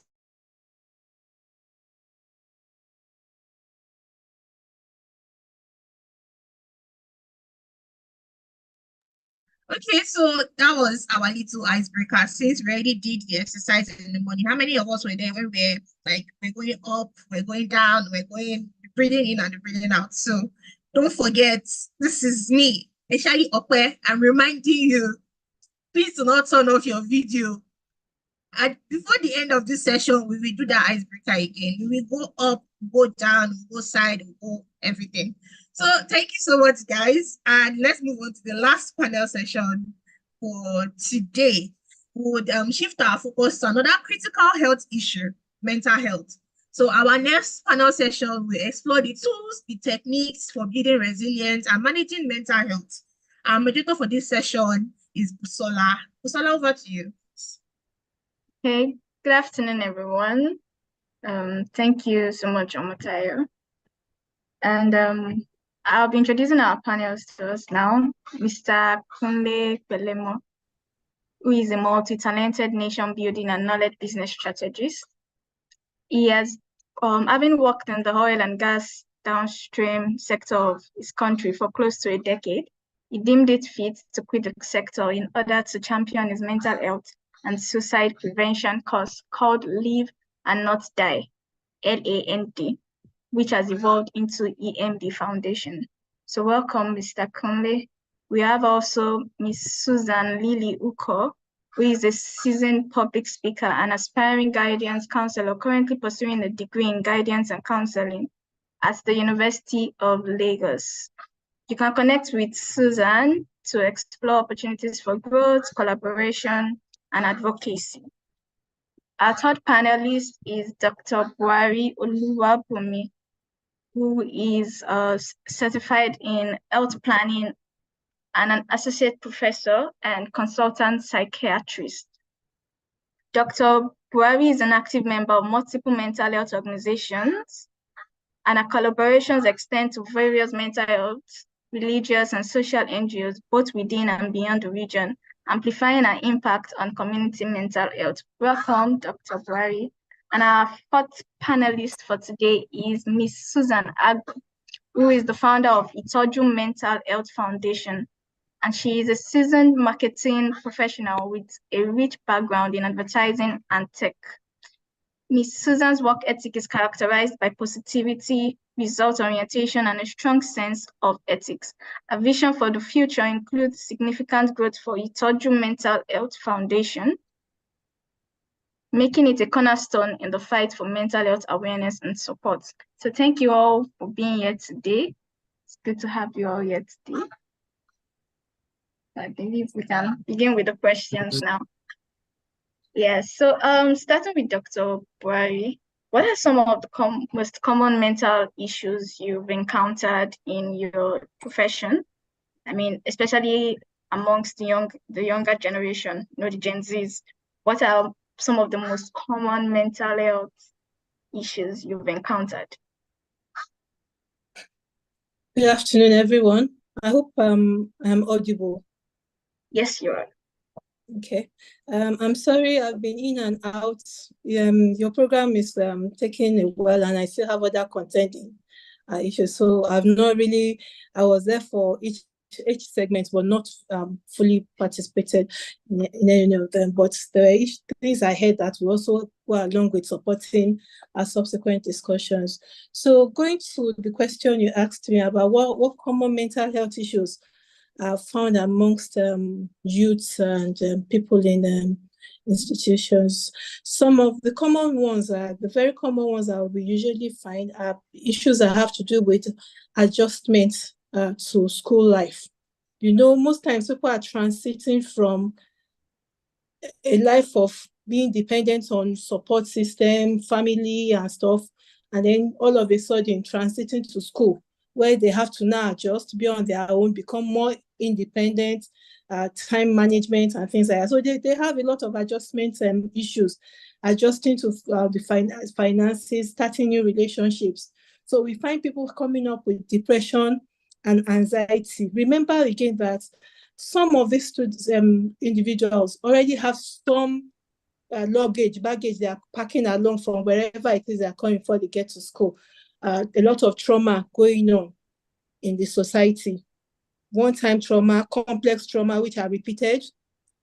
And this is what we find as traumatic between individuals differs based on so many other things and even things that they've learned, the way our society is structured. So yes, we find people coming down with depression, anxiety problem, self-abuse, self-harm, and suicidal behaviors, substance use disorders, and a lot of other addictive behaviors. Addictive behaviors like betting, addictive phone use, or I'll say addictive behaviors like smartphone use, internet addictions.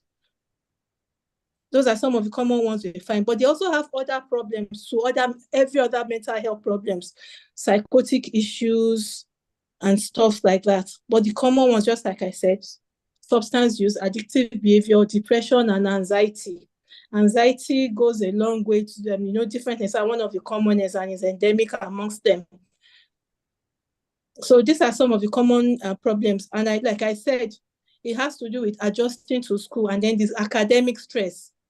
Some have to maintain, some people got to school with maybe they were supported because they were high performers and they need to sustain this to keep getting their scholarship. So this can also be stressful for some. Some are the first maybe people coming to higher institutions in their family. It places a lot of stress on them. And then this time around, there are no teachers spoon-feeding you or telling you how to manage your time. People have to do that. And then coupled with poverty and economic stress, especially within this period that we are seeing a lot of economic depression in the country. Thank you. Thank you so much, Dr. Buhari, for that for educating us so far. Just to add to what Dr. Buhari said, in asking the next question to Mr. Kunle, I mean, she has mentioned that some of the issues facing young people today, depression, suicidal thoughts, adjusting to school life and environment. So, Mr. Kunle, in your experience, what are the best strategies for, practicing self-care, in order to avoid burnout, to manage these issues that Dr. Buhari has mentioned earlier? Okay. Thank you. Thank you so much. You are referring to something so important that everyone should mention. I mean, should take note of. And thanks to Dr. Buhari for elucidating a lot of things that face our young people and even the elderly ones. And people who are on this call definitely can testify to all of those things. How do you cope with issues that are demanding, that are also creating, a lot of stress in our society today? The first thing is for you to be aware of yourself. And I think that's one of the most important tools, or let me not rate it, let me not use the word most important, but it is one critical tool that one needs to get accustomed to first and foremost, because you need to learn and be aware of how you react to stress and understand your emotions. So that will help you in navigating through all those things and knowing how to manage them so well. So what that is saying is the way you will react to one particular stressor might be different from how someone else will react to that. And the reason is because we are different, and our build-up or the way we are, let me use the word we are used to, the way we are wired are totally different. So you need to be aware of yourself. So I think that is the first thing. And it's so important. And that's why I am challenging everyone on this call, not yet using this particular tool. It is very important. How do you react whenever you are having stress? How do you react when you are experiencing a traumatic event? How do you react when you're having issues that are somehow driving you to the edge? So knowing how is one of the first steps to coping with all of these things. And that will help you in creating the background. It's just like you having a background check of yourself. So first thing first is for you to be self-aware. The other tool that I'm going to mention that people will need to really take note of is social connection. I think this is important because there is no how we can do anything we want to do alone. And by social connection, I don't mean you going to Instagram, the mall, and all the rest. As a matter of fact, Dr. Buhari mentioned how people get so addictive to their devices, and it's even now becoming counterproductive to them in one way or the other.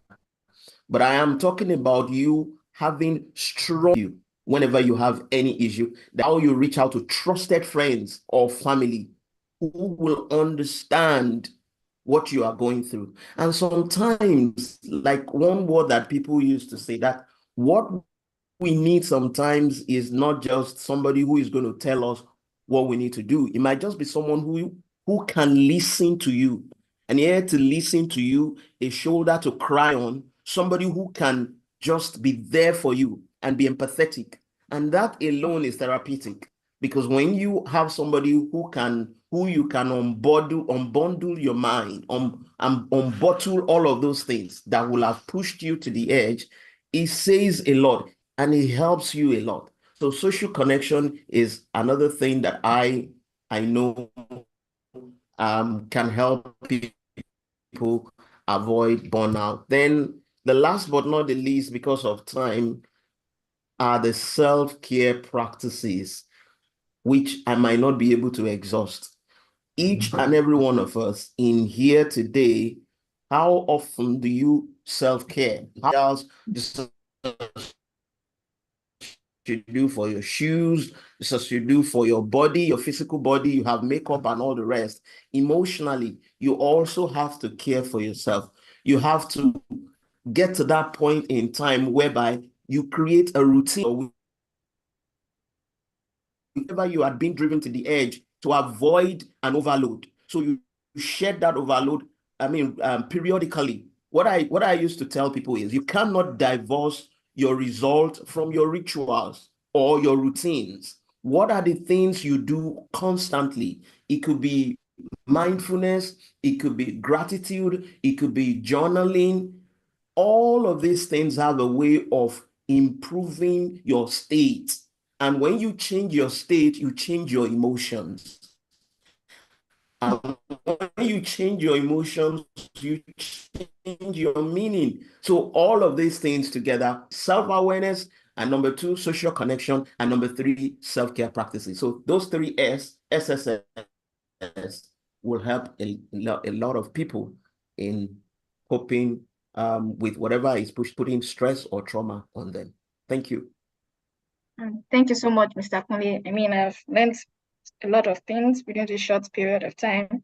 1 is self-awareness, 2, social connections, 3, self-care practices, such as mindfulness, journaling, and practicing gratitude.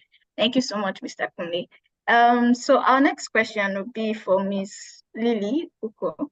So how do you think the stigma around mental health in Nigeria can be reduced? I mean, particularly in educational institutions, and even in the workplace and the society in general. How do you think this can be reduced? All right. Thank you so much for the question, and thank you so much for having me also. But just to reconfirm, can you hear me, please?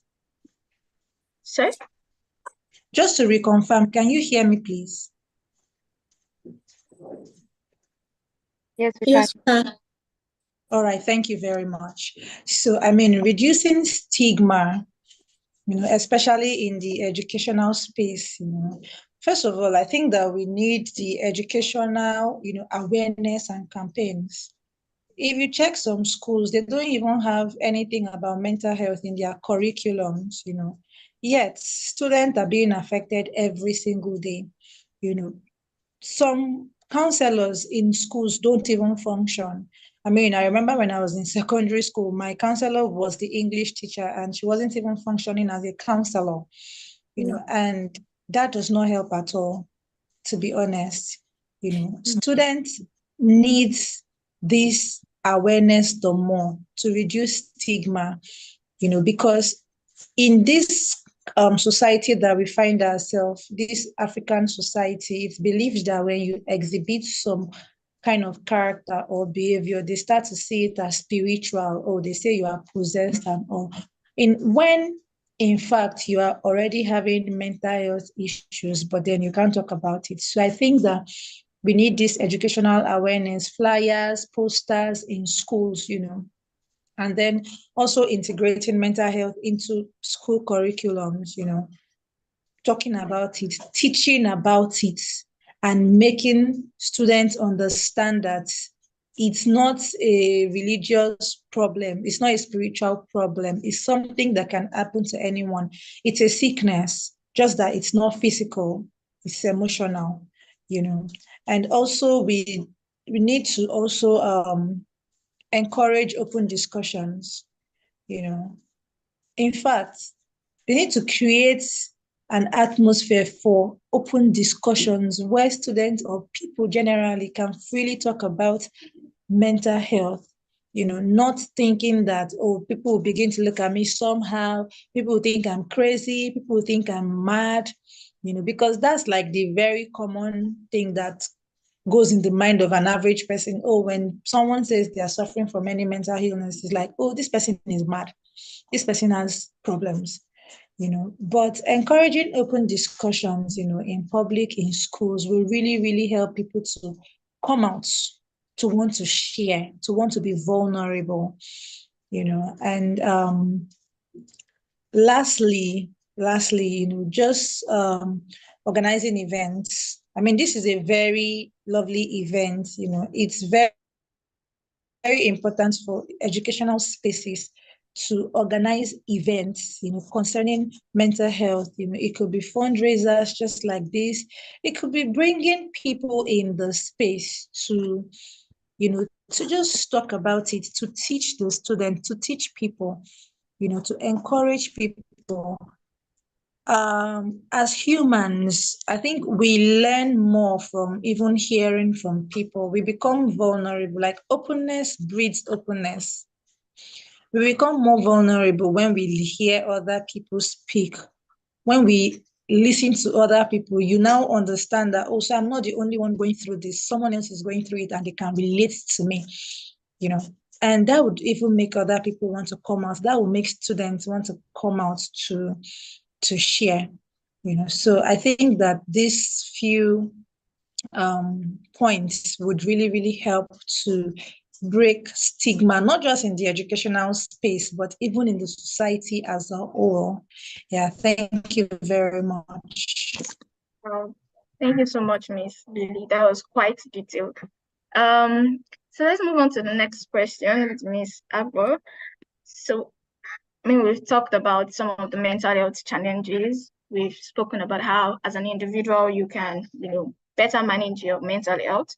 We've spoken about how schools can better assist people with managing their mental health. So, how do you think at the governmental level now, how do you think mental health issues, policies and health reforms can, you know, be implemented? What health policies or reforms would you like to see implemented in Nigeria to better support mental health challenges?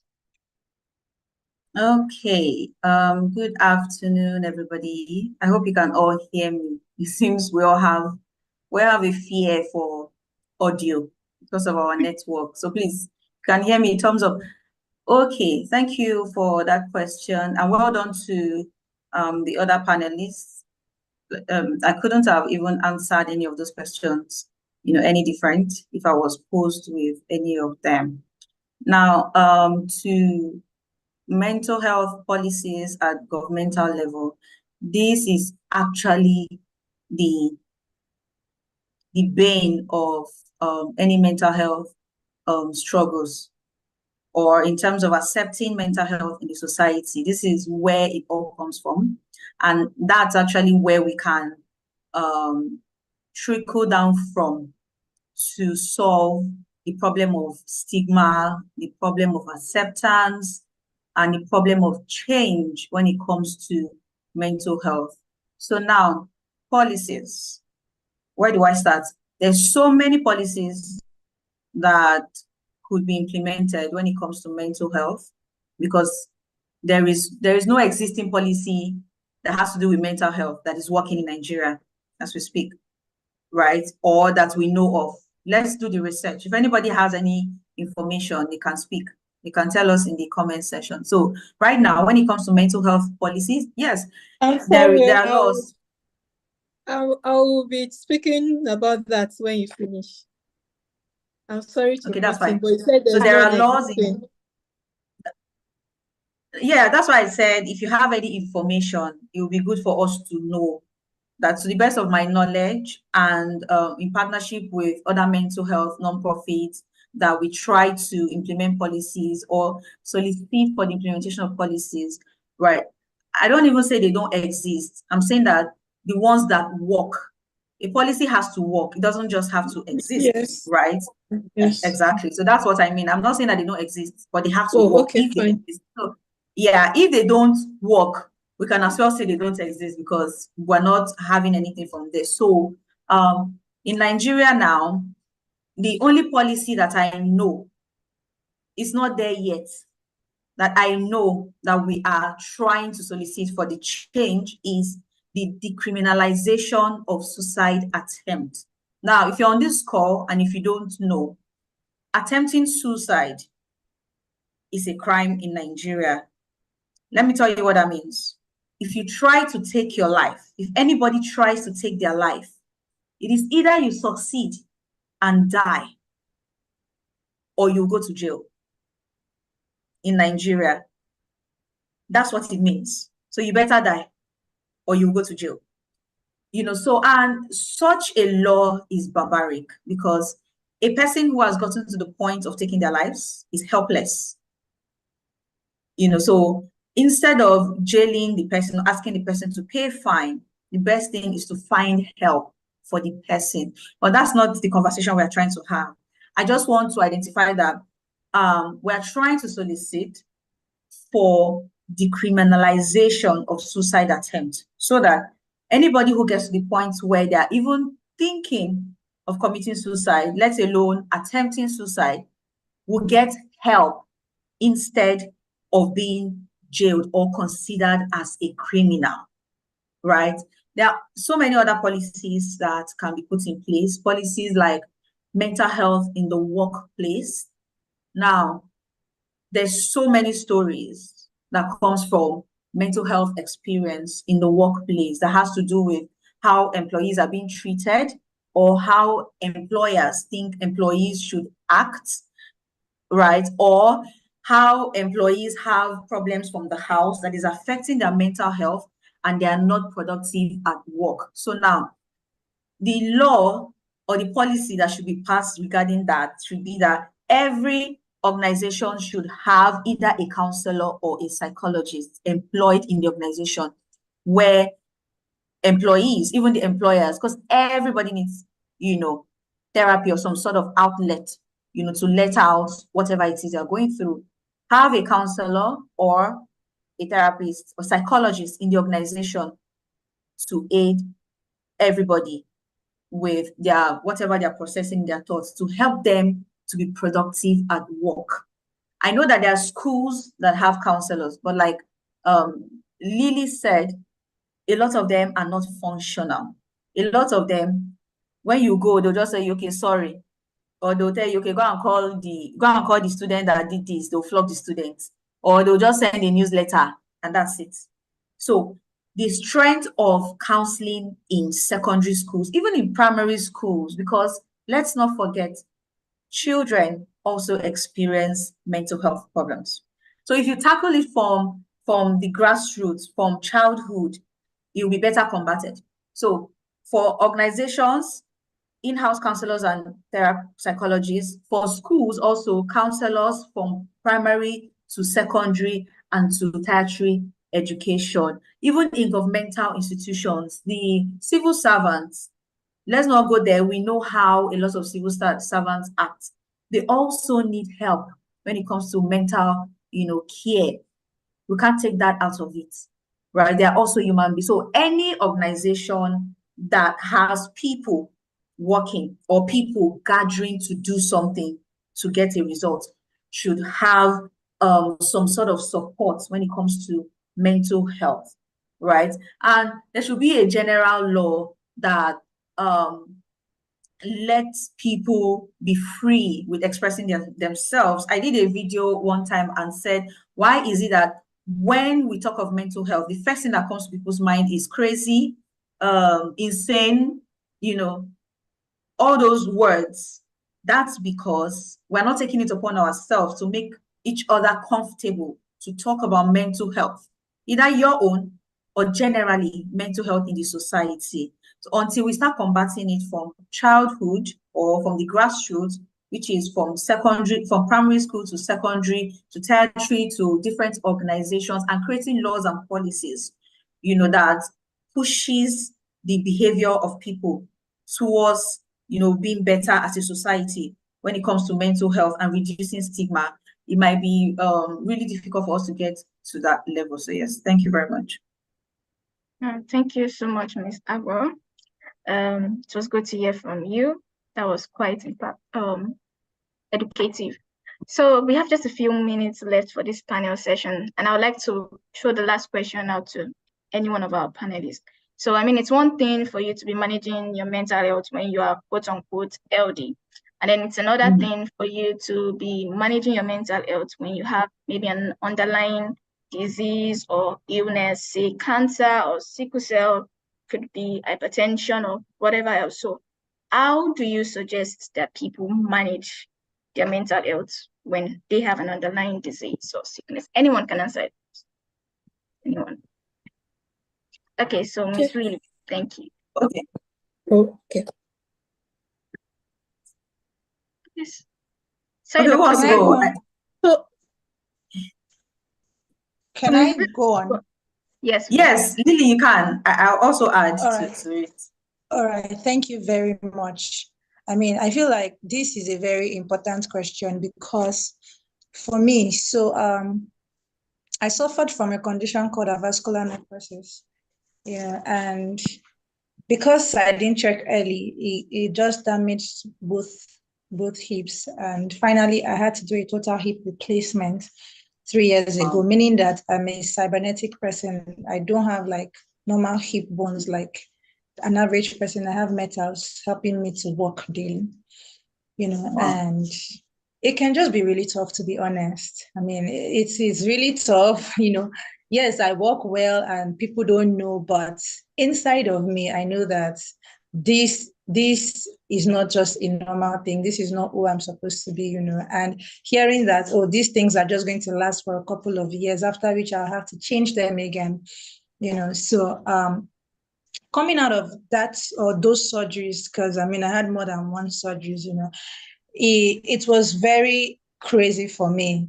Yes, it was really, really disturbing because at the end of the day, I fell deep into depression, having to think every day that, oh God, I'm having this lifetime thing, having to live with metals in me for a lifetime. How do I cope? What do I do? So I started falling deeply into depression. I stopped taking medications. I stopped even trying to walk again. And I stopped trying to do anything.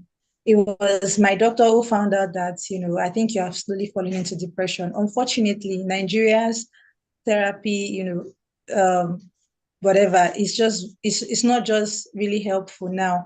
And it's on the high side. If you decide to pursue a very good one, I mean, you will spend money. And she was like, you have to do this thing by yourself, And she was like, thank God you're studying guidance and counseling. You have to fight it yourself.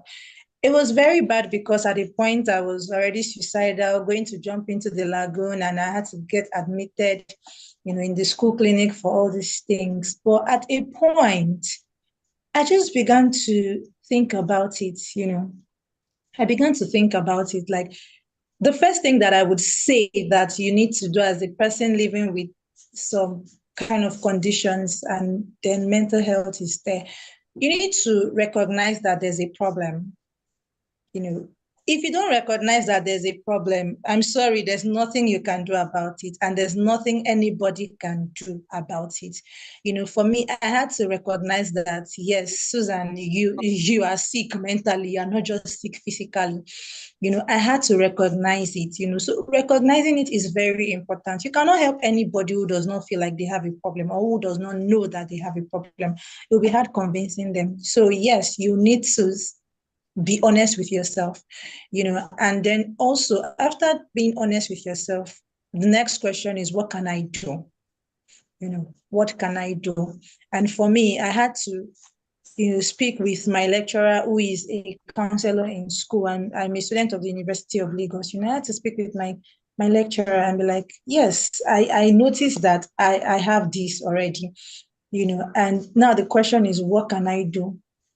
to be honest, it is hard. I won't sit here to say, oh, it's very easy. It is hard because thinking about the fact that you have this to deal with. Yes, I had this to deal with, and then I deferred a semester. I graduated in August, but then I deferred a semester because of this. I had to go back next year to do, so it's already a lot. But what can I do to make it better? That's the next step. Like I said, it's hard, it's daunting, it is a whole lot of hard work, but this is where being intentional comes in. This is where being very intentional comes in. And trust me, if you are not disciplined, you cannot do it. I mean, there are times when I would just wake up and be like, I'm not going anywhere today. I'm not going to any class today. I would lie on my bed morning till night. Sometimes I will cry, I'll face the wall, I will cry, self-pity, all those things. I will just stay there, I will not go anywhere, I will not eat. But it got tiring, honestly. It got tiring. I was becoming lean. Sometimes I will overeat, sometimes I will not eat at all. Then I started taking medications because of these things, And when the thing became so terrible, it was slowly taking my life. Discipline had to step in. So you have to be disciplined. It can be very tempting to be like, I'm not just going to do anything. It is hard. But being intentional and just determining that I want to do something better, I want to get to that place of healing. I was relying on medications that they were giving me in the wellness clinic in school, all the antidepressants, until I started to read about them, and I realized that these medications don't take away depression. It doesn't take away all these things. It just reduces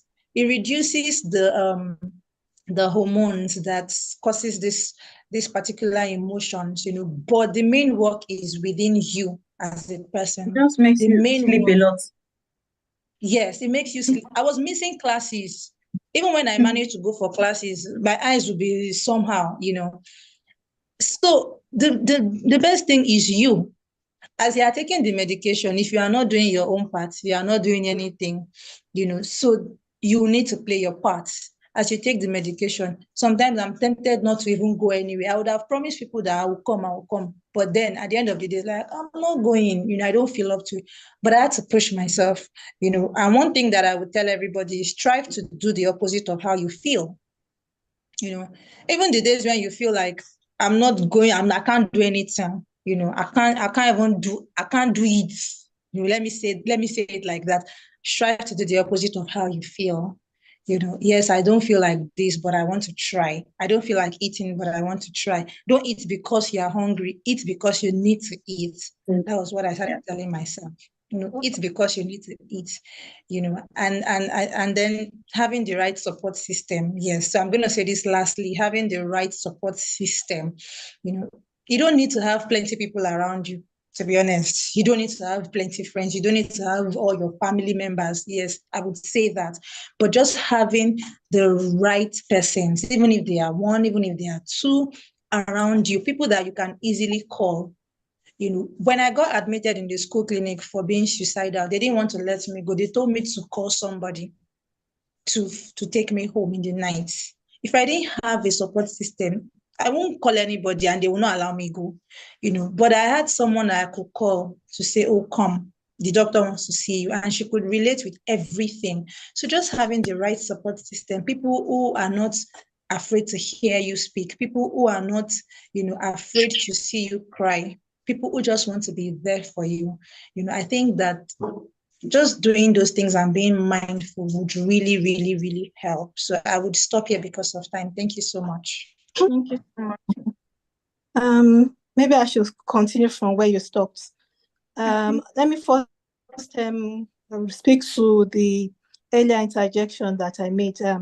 Yes, there are policies and there are legislations, but implementation, just like you said, is where the problem is. Let me first say that policies are action plans that we have towards, taking care of mental health problems, whereas legislation is a law. So policies we've had as far back as 1990s, integration of mental health into primary care and all those stuff, training people at various levels, scaling, down scaling up the healthcare so that at least people at the lower level are also empowered to take care of mental health. All those things are there. But just like you said, the problem in Nigeria is how to actually put these plans into action.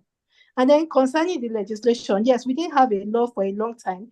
It took a lot of effort to even get one to be brought into the fore. It's there existing in 2021. But the problem again is operationalizing it. Of course, it took time to put that document down. But by the time it came down, we still found out that there are still some issues that need to be cleared. But of course, we need to start implementing it so that at least we then have time to work on it. So those are some of the problems we have. And just like you rightly said, the issue of suicide is something that is still lacking in that. But I will tell you that there are two states in the forefront that have gone beyond that. That is Lagos State and Ekiti State, because they have their own mental health law that have been put into place, the documents and stuff. So in Lagos State, if somebody tries to attempt suicide and did not complete it, rather than incarcerate the person for 1 year, as it says, the person will now get the needed care and support that they should get. And same for Ekiti State. I pray that the other states to take up that plan. Let me say that the initial thing then worldwide was that it was thought that maybe by making it punitive, it would sort of deter people. But over time, they found out that it was actually not doing that. It was making things worse for people. Worse. And Ghana, that is close to us there, has already, in fact, completely, implemented that it should not be punitive again. So we don't even use things like committed suicide. You see, some of the times when we're talking about stigma, some of the times we use two are there. So we don't want people to say people committed suicide, because that is already saying it's a crime. People died by suicide. And then, of course, now that we already know that the risk for some of these things are mental health issues, socioeconomic issues, why don't we deal with the issues? And then I go to the next one we're talking about. We're talking about what can people do.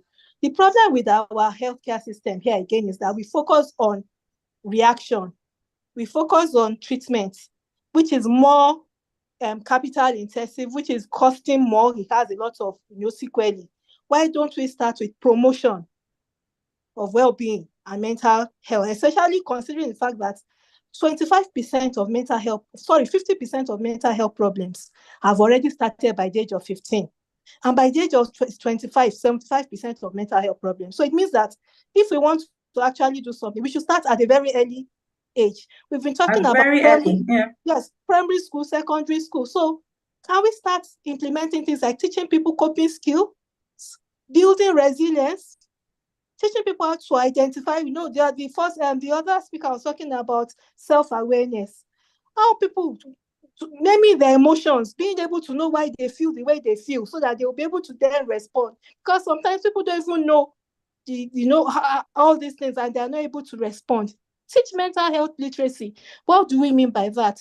Let people even be aware of the symptoms and signs of what mental health problems are. Because sometimes people don't even know that the problem that they're having are mental health issues. Then let them know where the available resources are. Yes, I agree with everybody on this panel that we have issues with resource.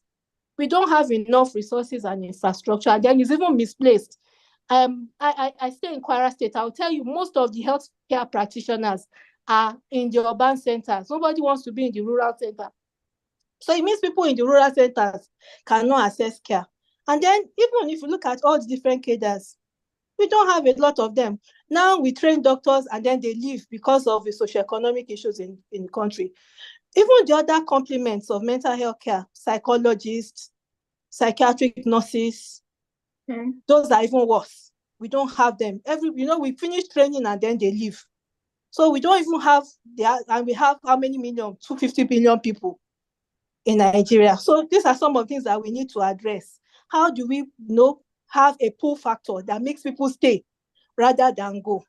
And then I know some of the frustration is that when people even go through the essence of acquiring these skills, it needs practice, and then it needs to be in an environment that is supportive, that encourages you to develop and to be able to do others. Remember when they were talking about cancer treatment, we are talking about specialists. If you have specialists and they don't have the facilities, or they bring you a cake, instruments, And then, it's not, it gets spoiled for years. Nobody takes care of it again. They are busy doing other things. Those are some of the things that frustrate people, that makes people go. So these are some of the things we should do. And then again, yes, somebody talked about counselors. Most times the school counselors are teaching, rather than actually taking the job that they were employed to do, which is to counsel students. And it's not about academic counseling, about career.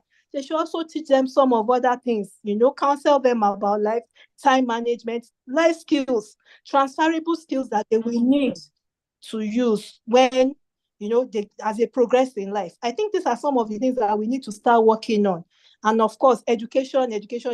That's why I'm happy that this organization is doing that. We need to do a lot of advocacy. We need to do a lot of enlightenment for people so that they know, and then let them know where the care is available. The last speaker talked about just medication. I think that's one thing we've been telling people. We need to know that healthcare is not just about the biological aspect, it's holistic. So we need to look at other aspects: psychological care, social care, social welfare packages, creating safe spaces, places where people can engage with nature, people can, exercise freely, provide security. I think if we do all those are important things again that can help. And of course, make it possible for people, to speak comfortably about mental health, and we should destigmatize mental health problems. Thank you. Thank you so much. So I think we are taking up our time. But I know Ms. Agba wants to say something. I mean, if you let me, but that's fine if there's no time. I just wanted to add to what Susan Lily. Sorry, we have the same name, so I'll just refer to you as Lily, right? So to avoid confusion. So I will just touch on the fact that living with underlying illness and managing your mental health. Now, there are two things. Underlying illness alone is a problem for you as a person, not to talk of experiencing mental health problems, either because of your condition or outside of that. Because let's not forget that you can also be experiencing mental health illness that has nothing to do with the problem that you have with your general health. So I'd like to say that people should be encouraged to build resilience even before you have problems.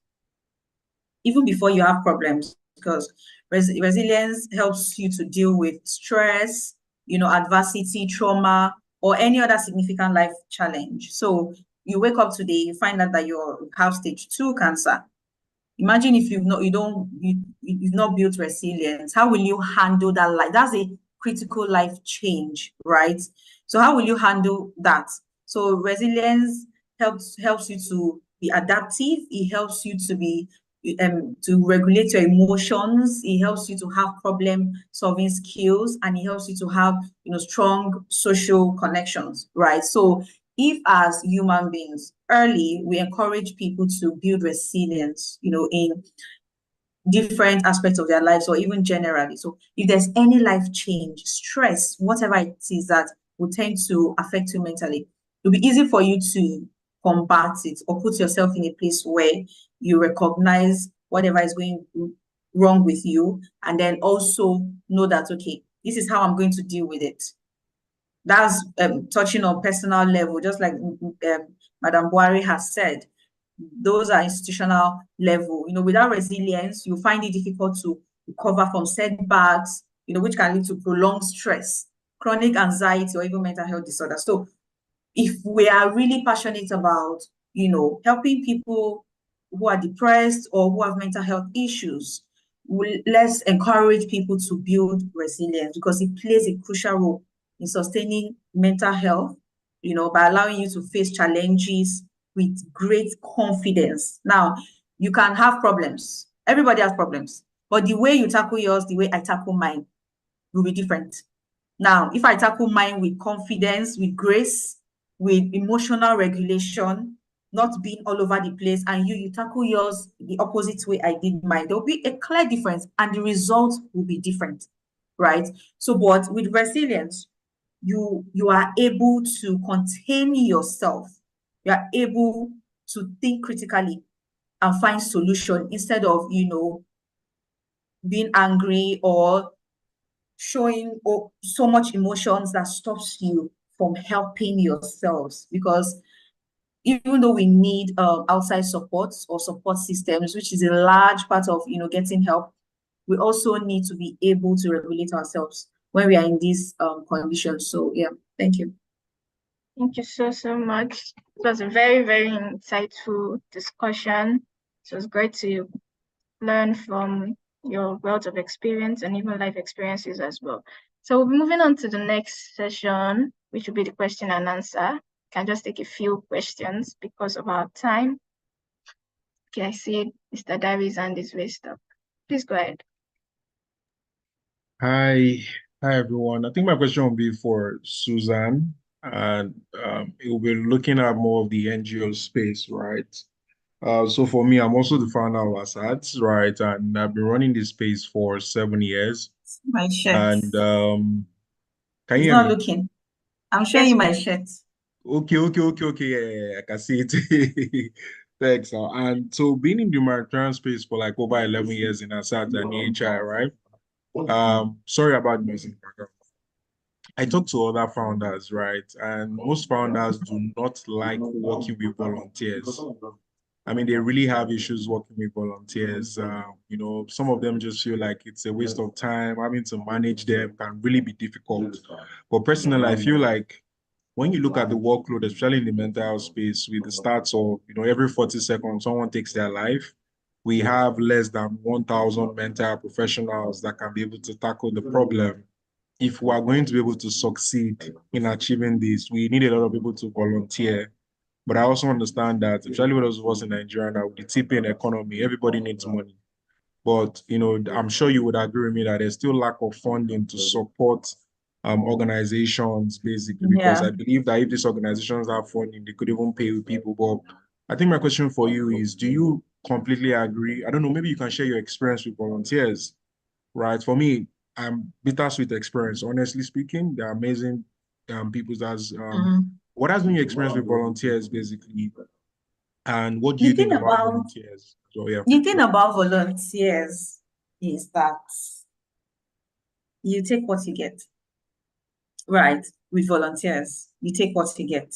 Now, saying that you don't like working with volunteers, except you have a $1 million trust fund somewhere, or you have somebody pumping money, like when I say pumping money, good money into the work that you do, where you can afford to employ people, then you can say you don't like working with volunteers. But as far as non-profit work goes, right, you must learn how to manage people, especially if you're a founder who is busy with everything. Like if you're hands-on with everything in your organization, if you're just starting, you're the HR, you're the this, you're the admin, you're the volunteer manager, you're this and you're that, and your only crime is that you're passionate about the work that you're doing. You must learn how to manage people. And the larger percentage of that people is volunteers, right? So, like you said, bittersweet. For me, yes, it's also bittersweet. You get people who are very passionate, who will be a few, there will not be a lot. You get people who are very passionate, who will not even mind working for free about the cause that you're charging, right? They will work with you. You get another set who are in between and not trying to do too much. And then you get the ones who are just very laid back. Those ones are on your maybe list. Your key list is the ones who are very passionate and working with you as you go, and the ones in the middle where you try to pull them into that space, to be passionate as well, right? So learning how to manage volunteers and categorizing them, and then prioritizing the work that you give them according to their category helps a lot. You have 50 volunteers, right? 20 are very passionate. You just know that those are your volunteers, those 20. Another 20 are in between. Sometimes they show up, sometimes they don't, right? Those ones, they are still work in progress. You take what you get from them, you add to the pool of your 20. Then the last 10, which are very laid back and not even trying to lift a finger, You can just send them broadcast once in a while. Don't waste your energy.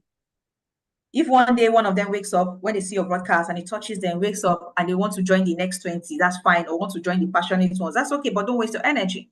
Focus on the people who have time to do the work or who are passionate to do the work that you want done, right? So that way you won't feel bad if a volunteer is not pulling their weight or they're not showing up because you've categorized them. You are leaving the ones who don't want to be on the bus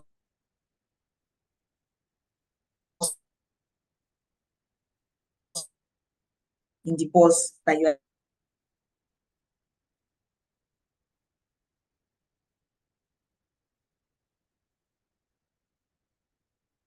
Sorry, is it my network? I can't hear Susan anymore. So I think it's Miss Abba's network. Yeah. Okay. I think if she's able to come back, I think Madam Boy, I think the question will now be yes.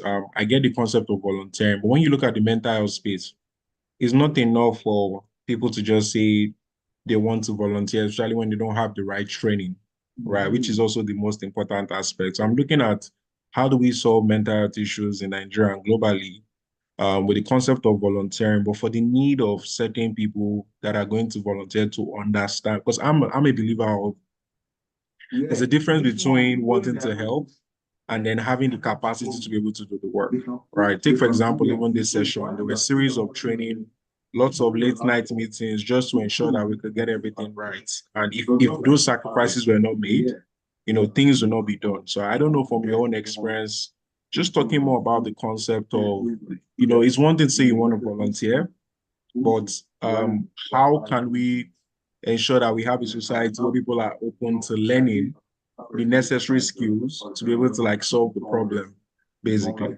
Because I think with mental health is different from every other kind of organization, right? So maybe with other NGOs, sometimes all you need to do is carry chair.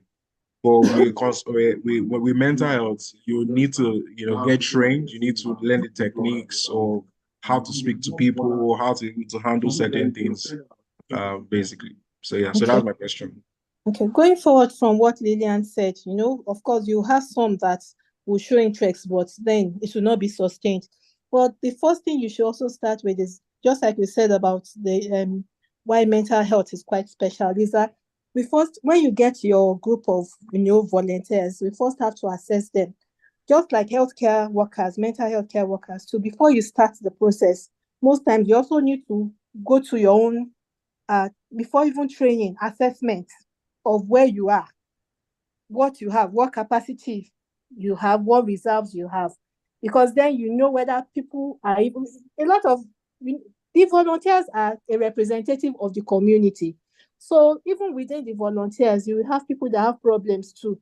And if they don't deal with their problems, then they can't help others. And that is why it's always important to first do some kind of screening so that they know where they are. And if they need help, they get the desired help that they need before they can proceed from there. And then, of course, you have to do training. Most people don't know. Mental health is not like every other thing.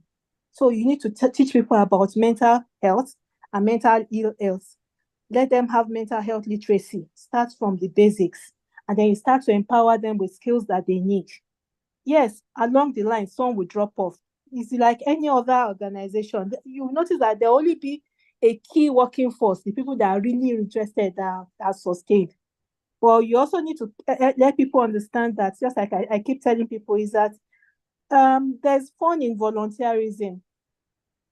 It helps to improve your mental well-being. Other things that we do, apart from sustaining with finances, is I let them know that, especially for people that want to go outside the country, that they can get certification, they can get tokens to say that, oh, they contributed this amount of time in doing some of these things. They get references. That can also help to sustain some of them, because that is something that they are getting, even if they are not getting financial support. Does that make sense? Yes, it does. It does make a lot of sense. Thank you so Those are much. things that we do. All Yeah. right. Yeah. Okay, thank you so much. So I think we've come to the end of the session. Yeah, thank you so much. This session took the longest, but it was necessary. it's important for us to put our mental health first. It's very, very important because I mean, my mom will always say when you are doing something, like for instance, like I work at night, right? So she's always like, if what you want to do is not going to break that night, go and sleep. So, and I'm kind of person, let's just say I have trouble falling asleep. I rarely sleep.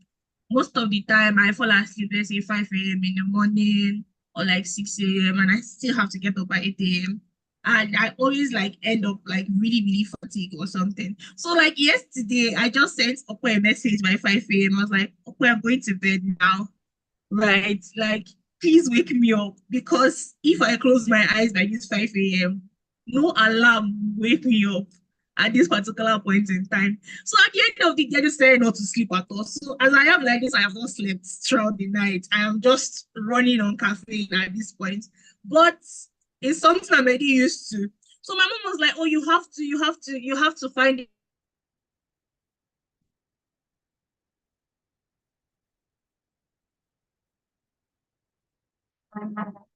Network.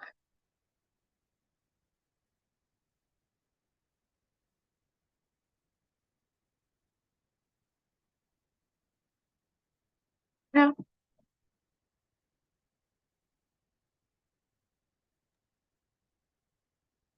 Okay, I think I'll just go ahead and take the fundraiser since Omotayo's network is not very stable. Can everyone hear me, please? Yes, we Yeah. can. Okay. So this fundraiser is dedicated to promoting mental health awareness and providing resources to those people that would need it or that need it. By donating and supporting, you're helping to create safe spaces, to fund therapy, and to ensure that no one has to face their struggles alone. So please, we urge you all to support us. No amount is too small. Anything you donate would go a really long way in supporting those in need. Thank you so much for your generosity. And I'm just going to call the account number. So the bank name is Access Bank. The account number is 122-2108-165. I'll go again. Access Bank Nigeria 122-2108-165. We thank you all for your generosity and thank you. Thank you. Thank you. Thank you so much, Mary. My network tripped off for a while. I'm so sorry about that. So I was mentioning our partners who would like to acknowledge, without them, this event would not have been possible. So we'd like to give credit to the Kind Hearts International Organization. This organization is a non-governmental organization that was established in August 2017. And they are committed to raising the hope of cancer patients globally through advocacy, education, research, institution building, and most especially creating a platform where cancer patients can access treatment for free. We also have the Genotype Foundation that is concerned with taking care of people with the sickle cell disorder disease to create awareness to the prevention and control of sickle cell disorder, blood group resource factor, malaria control in sickle cell disease, research and awareness creating on HIV/AIDS in Nigeria and beyond through information and communication. We also have the Anti-Suicide and Depression Squad, that is a non-governmental organization that safeguards people's mental health by enlightening and increasing the awareness of mental health in Nigeria with a lay focus on depression and suicide. As at ASAT, they try to offer a safe environment for open dialogues as well as a place to practice wellness in order to promote a feeling of community among individuals. Next up, we have the Foundation for Cancer Care, and this is a registered non-profit organization that was established in 2008 by a group of individuals who were interested in enhancing cancer care in West Africa. And this organization was registered as Foundation for Care Center in West Africa to reflect the organization's broader vision of fostering collaborative cancer control and prevention throughout the West African sub-region. Lastly, we have the Lake Shores Cancer Center, and is the first operational facility in Nigeria solely dedicated to cancer prevention and treatment. Their team consists of certified cancer specialists and a cross-section of highly dedicated and passionate professionals.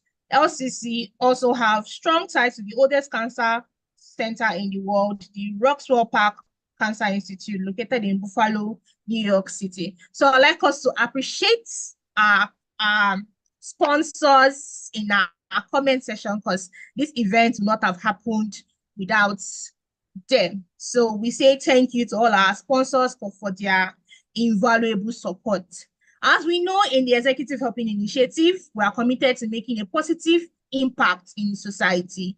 And in addition to our healthcare work, like the fundraiser for the cancer, sickle cell, and mental health, we are also actively involved in the prison reform and community development. To share more about this initiative, I would like to introduce Maureen, our Assistant Project Manager for the Charity 2024 series. Maureen will provide insight into our prison impact and community impact project and how we can help. Over to you, Maureen. Good day, everyone. Thank you once again for taking the time to attend the Executive Helping Initiative virtual funding event. Of course, we have gone very deep into the essence of the fundraiser event, which is to create, awareness on mental health, cancer, and sickle cell, as well as raise funds to provide medical aid to the event. We'd like to also introduce to you all our other causes that are geared towards providing needed aid to prison inmates and displaced communities. So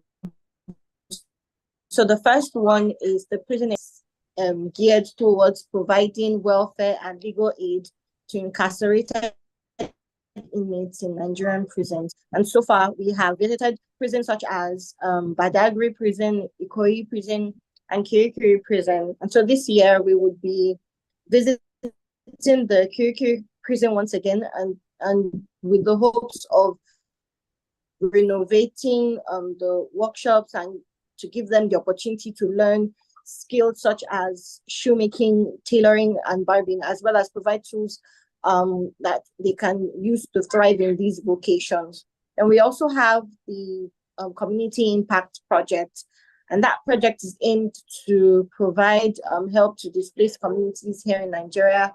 The project began with visiting orphanage homes in Lagos, such as Heritage Homes Anthony, where we provided food and groceries to children in the homes.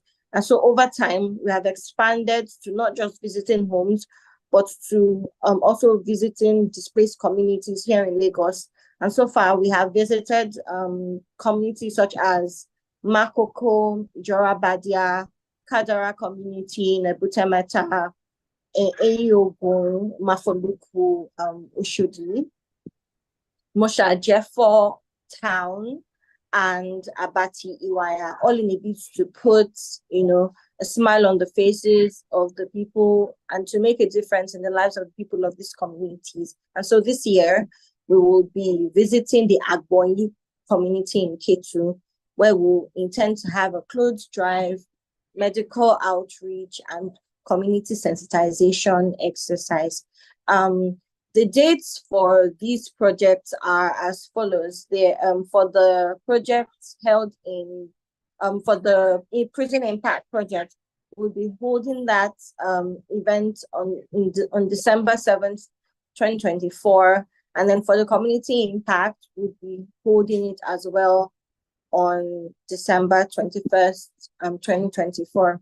As you can see, that we have put up the flyers, and those flyers also contain account details, on the screen. And so we urge all to, just as you have taken time to provide support and contributions to the fundraising events, to also, We are also inviting you to also take part in these other initiatives for us. And we urge that you donate as well. Your donations, no matter how small, will go a very long way in achieving our goals. So thank you very much, Rex. We hope to see you guys at the event. Thank you so much, Maureen, for that informative presentation. So we've heard about the community impact where they go to communities to give back to the society. They have a clothes drive, a medical drive, a food drive, if I might add. And then we have the prison reform where, to my knowledge, we are planning on renovating a particular part of the prison. So all donations can come into whichever project resonates with you personally. You can share the flyers, you can post on your social media platforms, and yeah, thank you. So we're slowly, we have come to the end of today's program, and I'd like to invite the project manager of the Charity 2024 series to give us the vote of thanks. Over to you. Okay, thank you, Motayo, and thank you everyone for being here. I want to firstly start by thanking all the participants. We appreciate your presence during this fundraiser. I want to thank the speaker, Ms. Priyanka. We thank you for being here. I want to thank also the panelists, everyone that spoke. We were able to learn more about the causes. At least personally, I was able to learn more about sickle cell, mental health and cancer, and sort of get a first-hand perspective of what people are going through. So without people speaking about these things, I wouldn't have known as much as I do right now. Also, just want to give special thanks to the people that donated. All your donations are really coming through, and we pray that, by God's grace, we're able to implement everything that we already put our hearts to. And now to thank people that also shared all our posters or flyers and engaged with us when we had our Instagram live, that basically been following the journey since the beginning. Even if it's the middle or just today, we want to thank you all. And special thanks to the team, because we all know what we have put in for these, late nights, the meetings, a lot of test runs, everything. So special shout out to everyone. And then I also want to thank Mr. Dari, because if he didn't think about this in 2013, we won't be here right now. We'll probably just be doing something, a typical Saturday, maybe just watching shows, just anything you want to do basically. So I just really want to thank everyone for just being here. We appreciate you. I know by God's grace, may everything we put our mind to and all our goals were set may come true. Thank you, Motayo, and have a wonderful day. Thank you so much, Ope.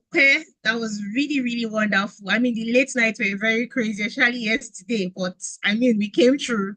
Thank you once again to our wonderful audience who has made this event possible for us. We thank you once again for joining us today, and we hope this event was informative, it was inspiring, and it was also engaging. And remember that together we can make a difference in the lives of those affected with cancer, sickle cell, and mental health. So please continue to support our cause, spread awareness, volunteer, donate. Thank you, and let's conclude this event with a closing prayer. Heavenly Father, we thank you for this opportunity to come together and support such a worthy cause. We thank you for the lives of those affected with cancer, sickle cell, and mental health. May your healing heart touch them and bring them comfort. We thank you for the speakers, panelists, volunteers who have shared their time, talent, and resources. May you bless them abundantly for their selfless service. We pray that the funds raised tonight will be used to make a significant impact on the lives of those in need. May your grace continue to guide and protect us in all that we do. In Jesus' name we pray. Amen. Amen. Thank you once again, and have a good day, everyone. Bye. Please don't forget to Bye, donate. everyone. And Please don't forget to donate. Bye. Take care. Bye, everyone. Well done. Thank you all for joining. Continue to share. Thank you so much for joining. Have a good night. Take care. Please, can the team stay back after the meeting when everybody has gone? All right.